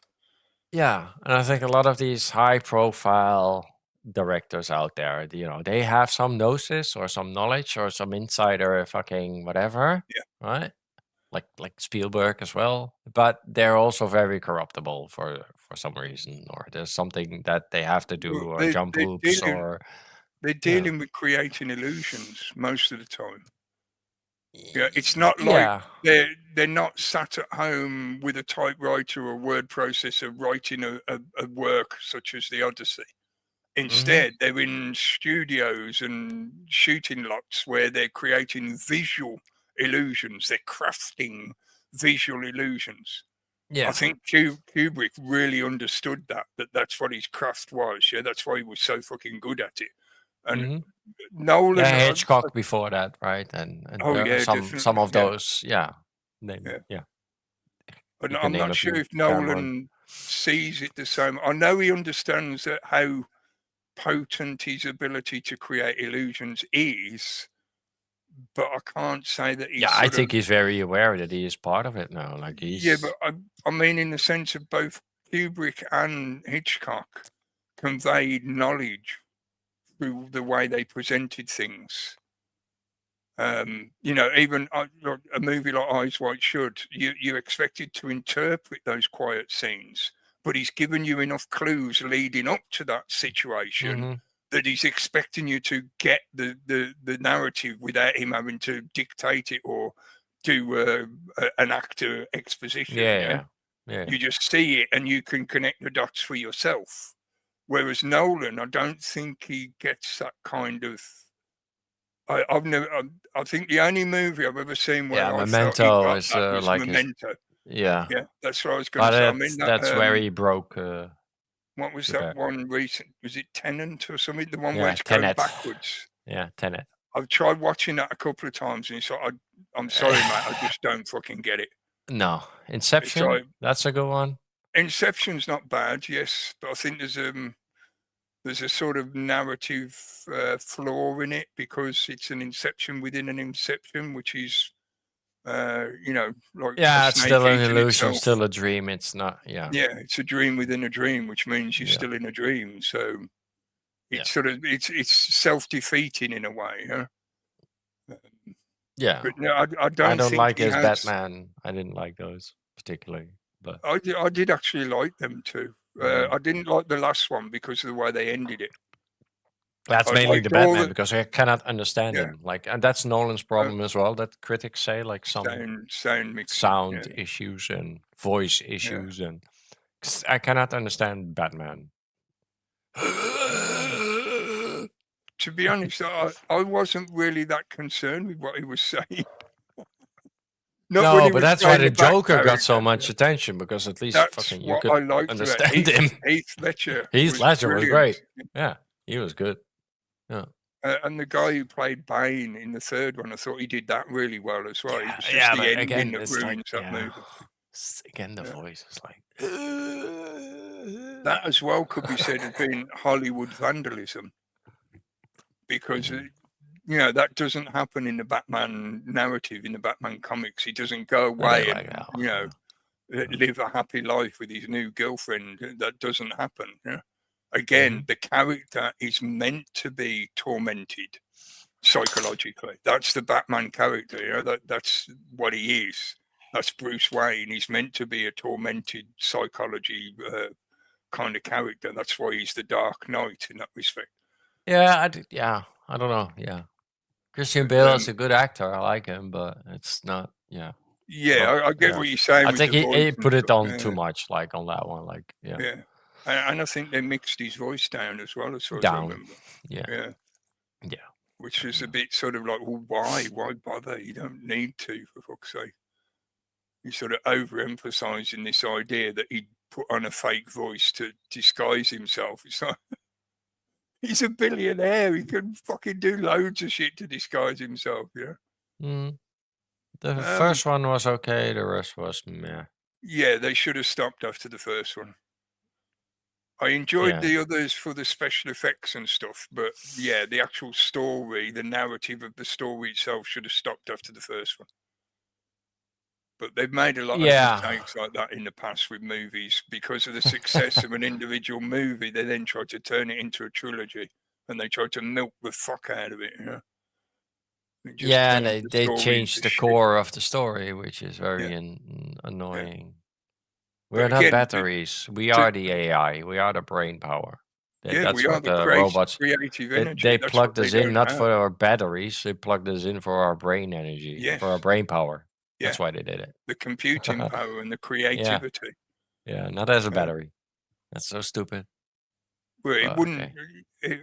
It's not really addressed in any sensible fashion, is it? So you just expect that makes the whole Messiah. Yeah, but it's just techno magic. Don't worry about how do you have a Neo to save fucking batteries? It's epitomized by that scene where he goes down into the waterworks area, and the elder comes and chats to him, and he says, "See all these machines here? They purify the water. I've no idea how they work, but they do what they do." That's what the movie is presented as. Don't question the technology. It's just techno magic. No, it's about the narrative of the Neo character that you should focus on. Yeah, but Neo and the Architect don't make sense if you're just talking about fucking batteries. Sorry, no. Again, they're self-defeating in a philosophical sense. Both of those characters that's it, then come on. Self-denying. Yeah. They basically erase themselves as having any. Oh, they don't want you to have the gnosis of the fucking consciousness and the bigger consciousness, and we're all connected to whatever. And yeah, I do. Think you're just a battery, mate. You're just a battery. The Matrix was released at a very deliberate time to coincide with the switch up to the Web 2.0. Oh yeah, because remember at the time that was when they were starting to roll out the e-business, the e-commerce, and everything, and the internet was becoming more stable and reliable, and it had started to be sort of farmed out as an actual infrastructure of society. So they wanted us to accept this psychological point of view of us being integrated within this machine. What's the first thing that the machine says to Neo? Wake up, Neo. It says wake up. Right. And now we're in the wake up phase. We're woke and wake up phase. The apocalypse. Yeah. Again, they have revealed themselves to the mass of the population, and they've basically given the population a psychological deadline or ultimatum. Mm-hmm. You accept this new paradigm, or the system will basically push you out. One way or another, you will be eroded, erased by the system. Yeah. This is the new corporate infrastructure. You're basically living in a technocratic mafiosa. In the Matrix, the actual logic of that Smith is one because he's the only one who changed the Matrix. Yes, Agent Smith is the only real Neo in the story. He's the real hero in the story. But the only reason he gets that power is from his encounter with Neo. Yeah, so basically, he takes the creative ability of Neo, and that allows him to alter his own programming so that he becomes truly sentient. And then he can change the Matrix however he wants and do all that. He becomes the architect, basically. Yeah. Like I said, if you watch the story from a philosophical point of view, it doesn't make a lot of sense, the main characters at all.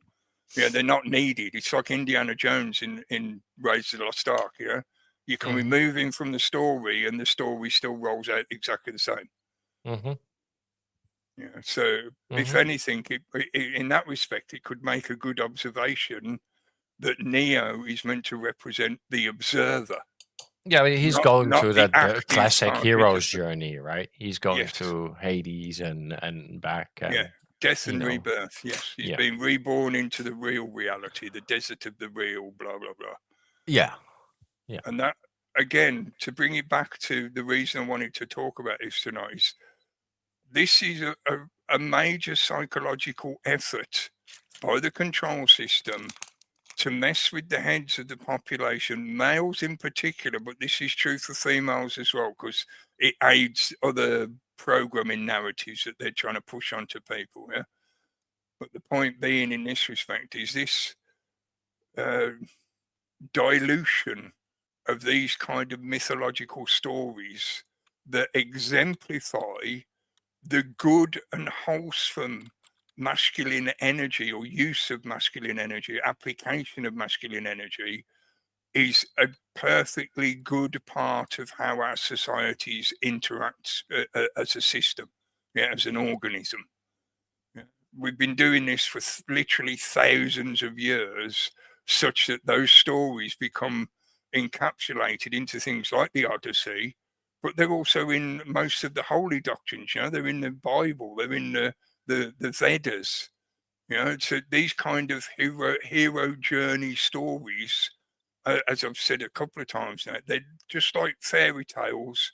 They are meant to convey useful, beneficial, healthy information through an oral tradition that, by disguising it as storytelling about some ancient hero that did this, that, and the other against creatures and gods and whatever, people want to retell that story because it's entertaining and it's inspiring. It gives them a sense of hope and positive energy and all that good stuff, even if there's dark elements to it. In the end, everything becomes good again because the hero stood his ground and did what needed to be done. I doubt I'm gonna be rooting for fucking what's his name, that actor, Elliot. right? No, the main one. Matt Damon. Matt Damon. Yeah. Matt Damon. Right. Matt Damon. No, I'm not. Right. And I think that's the purpose of this fucking thing, because you would hope that Nolan, right, that is hailed as a visionary director, blah blah blah, with a budget that he gets, he can do anything he wants. Would take this epic fucking story and make it a 21st century fucking epic, right? Make it better than a fucking Odyssey in the book, right? Yeah. They could have, They could have, and that's it. That's the frustration for me. Like, why, dude? Why? Because anybody can take the Odyssey. It's a copyright-free fucking piece of work. Anybody can do the Odyssey. So but nobody has the budget and the means and the push power that Nolan has right now. And that's the frustrating part about it, that he went for the DEI. And that's just a shame. That's why I won't watch it. That's why I won't, have no, give it no any credibility or anything. I read the book. Read the book. I'll just say read the book.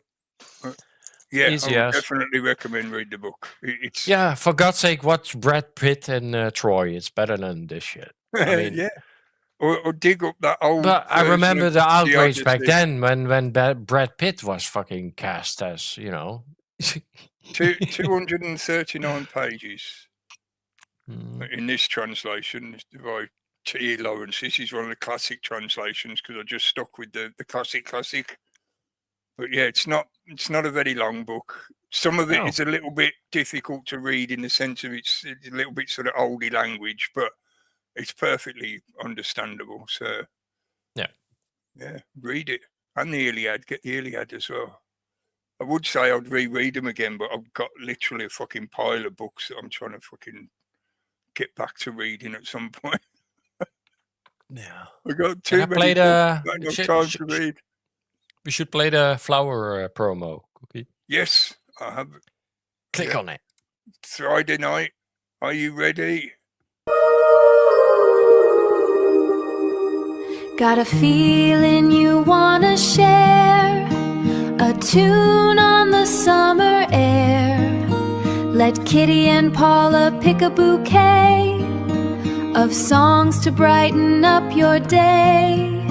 Just send your favorites our way on Kitty and Paula's Flowery Show. So yeah, songs with flowers and flowers in the title, flowers in the song, flowers. Right. Flowers. So just flowers as a reference. Ew. Yeah. Yeah. Yeah. Just pick a bouquet. No. Not Mrs. Bouquet. Mrs. Bucket. And it did sound pretty gay. Yeah. Well, yeah. But yeah, that's what you get when you know, flowers, ladies. Yeah. Yeah. Sorry. It's not very manly. I would ask for Thin Lizzy, Ross in Dub, but might not be well, anything. But it's a bit long. I got Rob to play. Well, it then a it's while one. ago. Rob has 3 songs, I know. So. Oh no, I know which one I'll choose if somebody hasn't already picked it, but we'll see. Yeah, so check. Yeah, do. Where's the link on Rumble? Yeah, Rob shared it earlier, so it's in the cool. chat. And Kitty is here. Yeah. So post your request. Kitty, share the link again, Rumble. please. Yeah. Yeah, go to that Rumble page when the link comes up in a second, and post your requests under there. Yeah, something with flowers. Yeah. Good luck. I'm still thinking. I don't know. I don't know yet. I can think of a couple, but we'll see.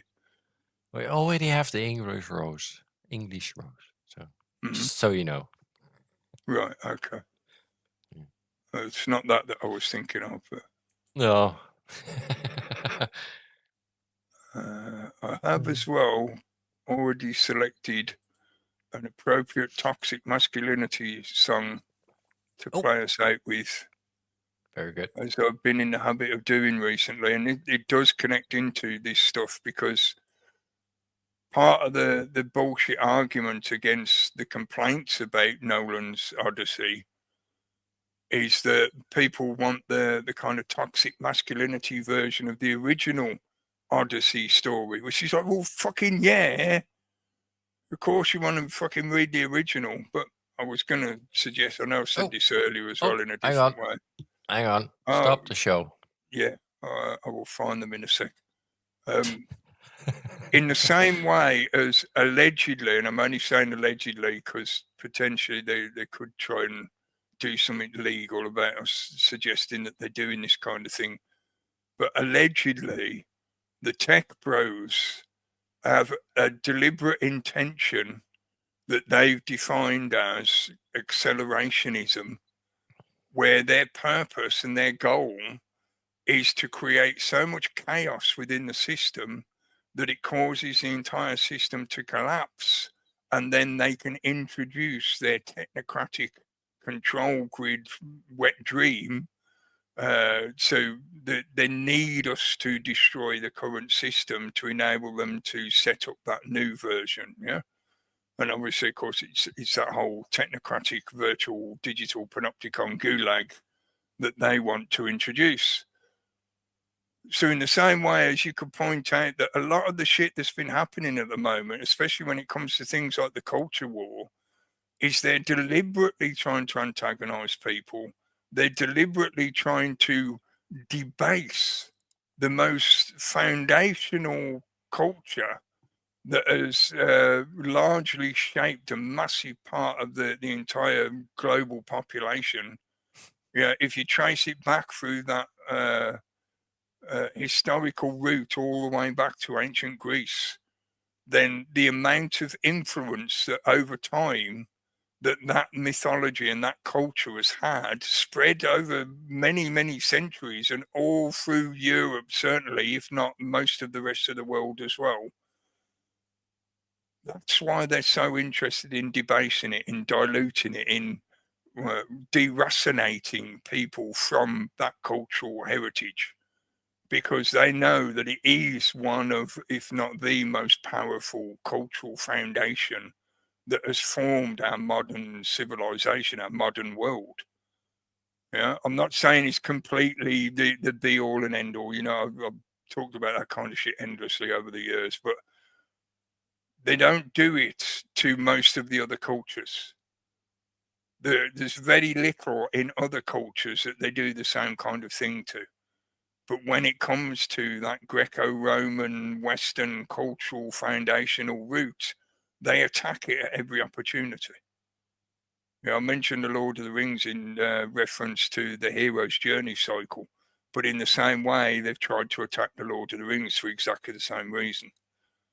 So what they're doing now with a story like the Odyssey is again attempting to emasculate a cultural heritage and turn it into a corporatized global culture that I would call the global homo, globo homo.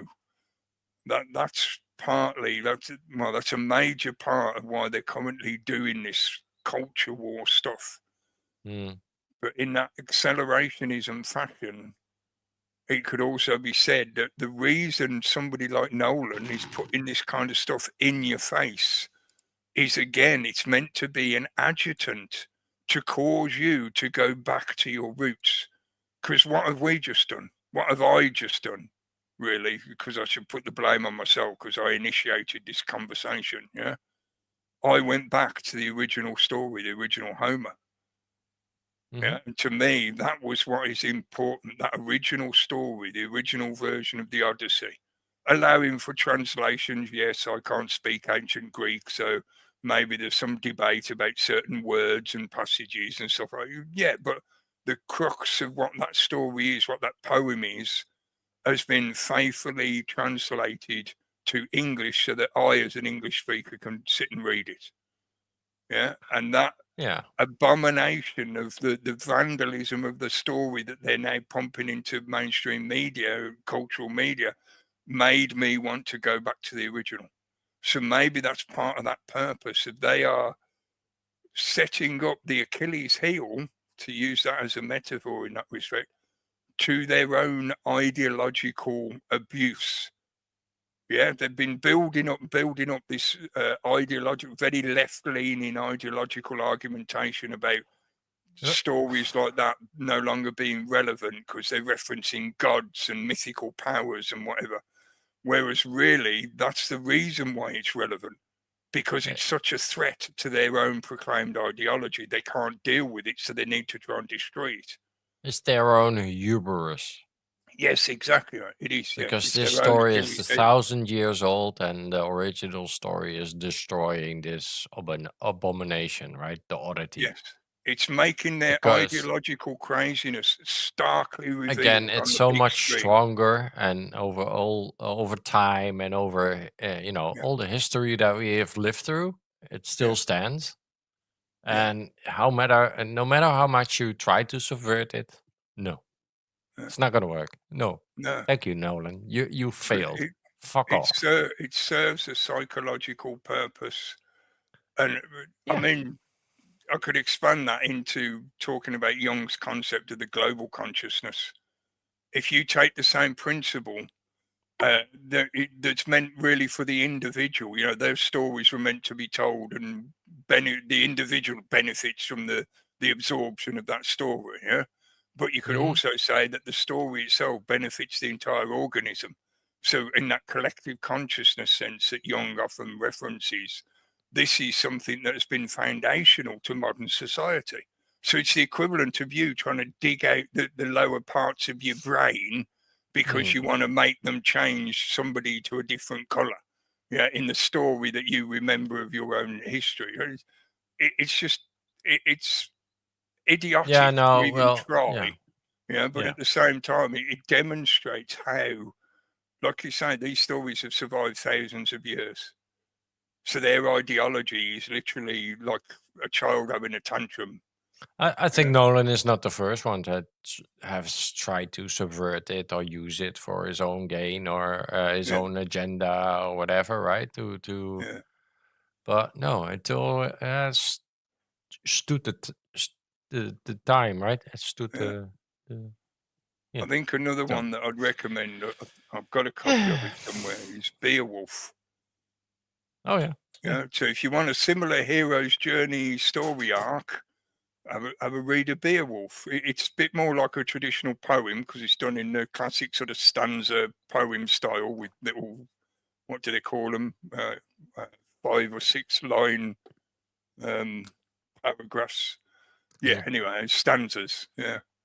But that's the same kind of story arc. It's the same hero's journey arc. And if you want a classic English, well, it's older than the roots of English, but the Tale of the Green Knight. Again, classics, hero journey story arc. Anyway, yeah, could go on a lot about all those different kind of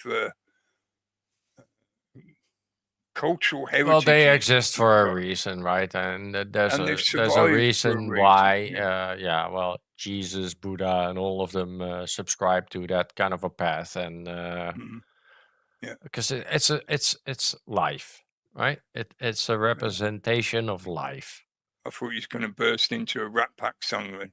Well, it's almost. Life. It's life. It's I haven't got that one on file, I don't think. But but that's what it is, right? It's that cycle because midlife you're gonna lose your parents, so you're going through the death cycle, and you're That's gonna the 33 as well. You'll be standing alone, and you'll be all by yourself and have to figure it out, and blah blah blah, and it's. These are the cycles of life. These are the things that you will more than likely experience in your own lifetime. Yes. So here are a set of tools that have been learned and refined over ancient epochs thousands of years. Yes. Yeah. Yeah. And they've come to us from that ancient history for us to make use of them and to learn from them. And to know that you get stronger after all those passages, right? You go through in life. It doesn't make you weaker. It doesn't make you crazy. It doesn't make you stupid or whatever. It makes you stronger, right? It should make you stronger. Yeah, that which does not kill me makes me stronger. But and what rapper? I don't know. Don't know. No. I only know it from Nietzsche. Makes you stronger. What's her name? His face? The Clown World guy. He hasn't done much recently. It's a shit song anyway. Oh, maybe maybe him. Yeah. Well, Well, I'm not sure. I can't. Anyway, we're drifting off here, but thanks everybody. Stick the chat. Stick the link in the chat if you want to join us in the after chat for a bit more conversation. We can carry on. Yep. And as I mentioned, I already said it, haven't I? Yeah, I've got a good toxic masculinity one. That was why I was going to say that because, they label the Odyssey as being toxic masculinity, but it's completely the opposite. It's actually healthy masculinity. Is YouTube going to cut us off again? Well, we'll see. It might do. They did it last time, but no worries. But it's okay. Yeah. Just so you know. Yeah, switch. Thanks, everybody. If you that bothered. See you tomorrow for Rob because he's back. Is he doing his usual show tomorrow? Yeah. I think so. I didn't do the rune, did I? No, rune. Sorry. Quick. Yeah, rune. Hi, Martin. Think of a question then. Martin, give us a question. Can I bring you on live, Martin? Stick your thumb up. Yeah. Question. Give us a question. Oh. Question for the runes. Fucking hell.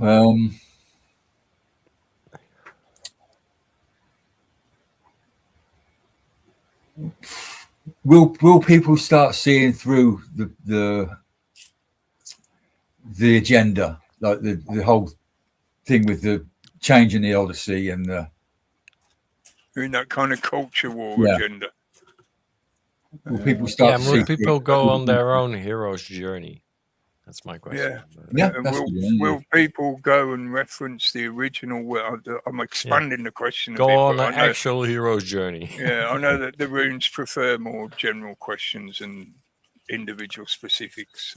What are the lottery numbers? don't put me off. Sorry. I do think, there is a good possibility that this is actually going to have a real swing back, a real pendulum effect amongst the public. I might think so. I hope so. We had I enough really of that hope shit. so. That's for sure. Yeah. Oh, that's one I ain't seen for a while. Oh, that's different. Yeah. So inverted or right way up? I think that's the right way up. It was pointing to my left. Yeah, it is the right way up. Cano. No. What's Cano? Opening. Oh. That sounds positive. Opening. Fire torch. This is a rune of opening up, of renewed clarity, of dispelling the darkness that has been shrouded in some part of your life. You are free now to receive and to know the joy of non-attached giving. Cano is a rune for the morning of activities. Morning as in the beginning of the day. Yeah, for seriousness, clarity and concentration, all of which are essential at the beginning of work. I would take that as a very positive yes. Yeah. And I think I've already started to see it. Yeah, just from the reaction that people have had to this release, this movie release. And I don't mean just the kind of, nerdy people like us that are interested in the original stories. Well, I think just the general public have had enough of this shit now. Mm-hmm. Yeah, they've had enough of this DEI fucking wokeification shit. Yeah. So, hopefully that's a good positive yes. It's just in the cinemas now, isn't it? Yeah, it's now, yeah. How's it doing in it? Is it? It's a bit skewed because if you want the real experience, you have to go to IMAX. And IMAX tickets are 25 quid, 30 quid. Right? So they're premium tickets. They're way more expensive. Yeah, because it's so it made 120 million in the first weekend. That's not great, is it? Right. No. It's no. It has to do that for Monday and Tuesday and all the days after as well to keep up. But it's probably not. Because I think his own statement as well, from what I've heard of it, because I said I haven't actually gone and listened to it. But his statement and some of those other actors and that stupid rap thing that they did, which the girl explained really well, that kind of humiliation ritual process, I think it's going to nosedive fairly soon. Yeah, it's going to have a good week and then... Yeah, because Spider-Man is coming out soon and people are hyped because of Spider-Man. What's all the work that'll be it. No one else. Yeah, and you've got a crowd of people that just support his work no matter what. The Nolan fans. They'll go and see it, and only once they've seen it, maybe they'll think again. But they will at least go and see it. Yeah. Whereas I think for a lot of us, I'm just I'm putting fucking energy into that shit. Fuck off. No, it's 250 million at least to make this movie, like a minimum. Right, but the real numbers aren't out. It's probably more, and double it for the marketing. So at least 250, 300 million more for marketing alone. Yeah, so you're talking 500 to 600 million. 600 to 700 million to make this movie. Yeah, fucking hell, and $500 million to make a fucking. And right now it's at 120 million. So worldwide. Fuck no. Yeah, so got a way to go. Don't believe the hype, folks. Nope. I think people are starting to just about up to here with this fucking bullshit.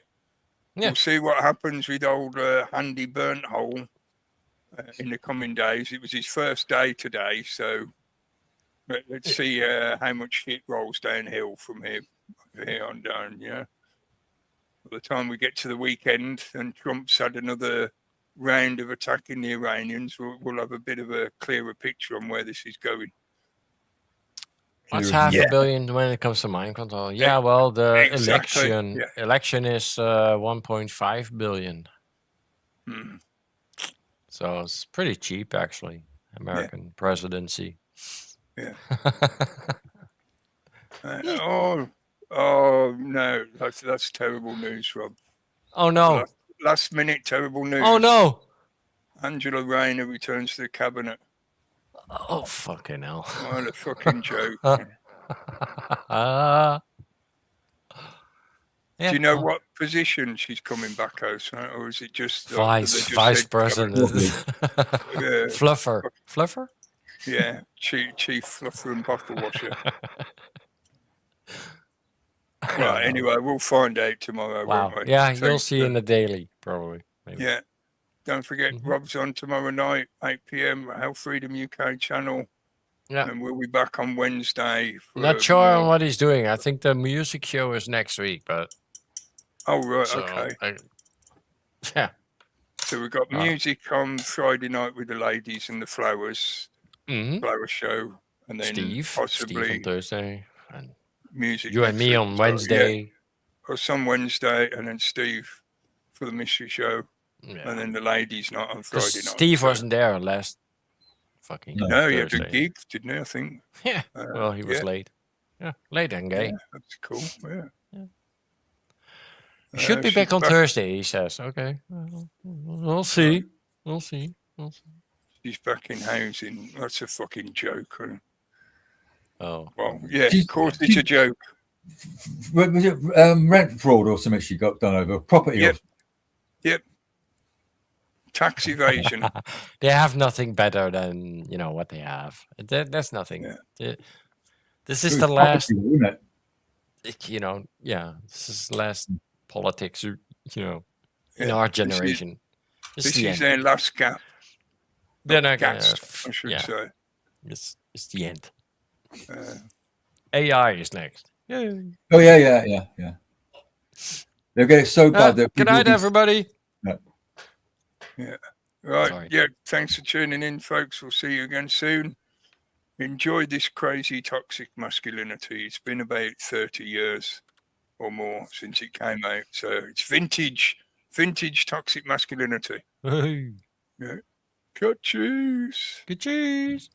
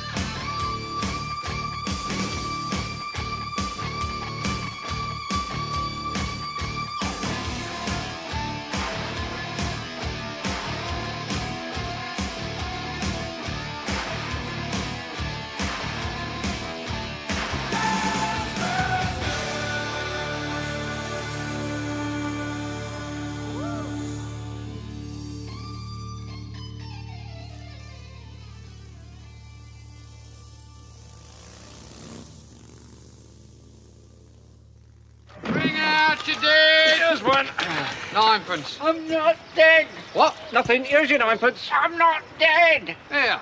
He says he's not dead. Yes, he is. I'm not. He isn't? Well, he will be soon. He's very ill. I'm getting better. No, you're not. You'll be stone dead in a moment. Oh, I can't take him like that. It's against regulations. I don't want to go on the car. Oh, don't be such a baby. I can't take him. I feel fine. Well, do us a favour. I can't. Well, can you hang around a couple of minutes? He won't be long. No, I've got to go to Robinson's. They've lost 9 today. Well, when's your next run? Thursday. I think I'll go for a walk. You're not fooling anyone, you know. Look, isn't there something you can do? I feel happy. I feel happy. Ah, thanks very much. That's all.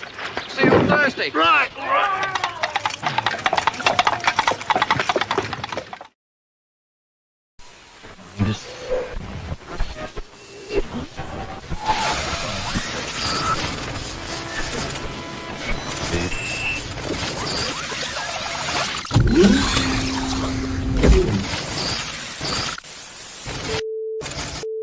Welcome to your awakening.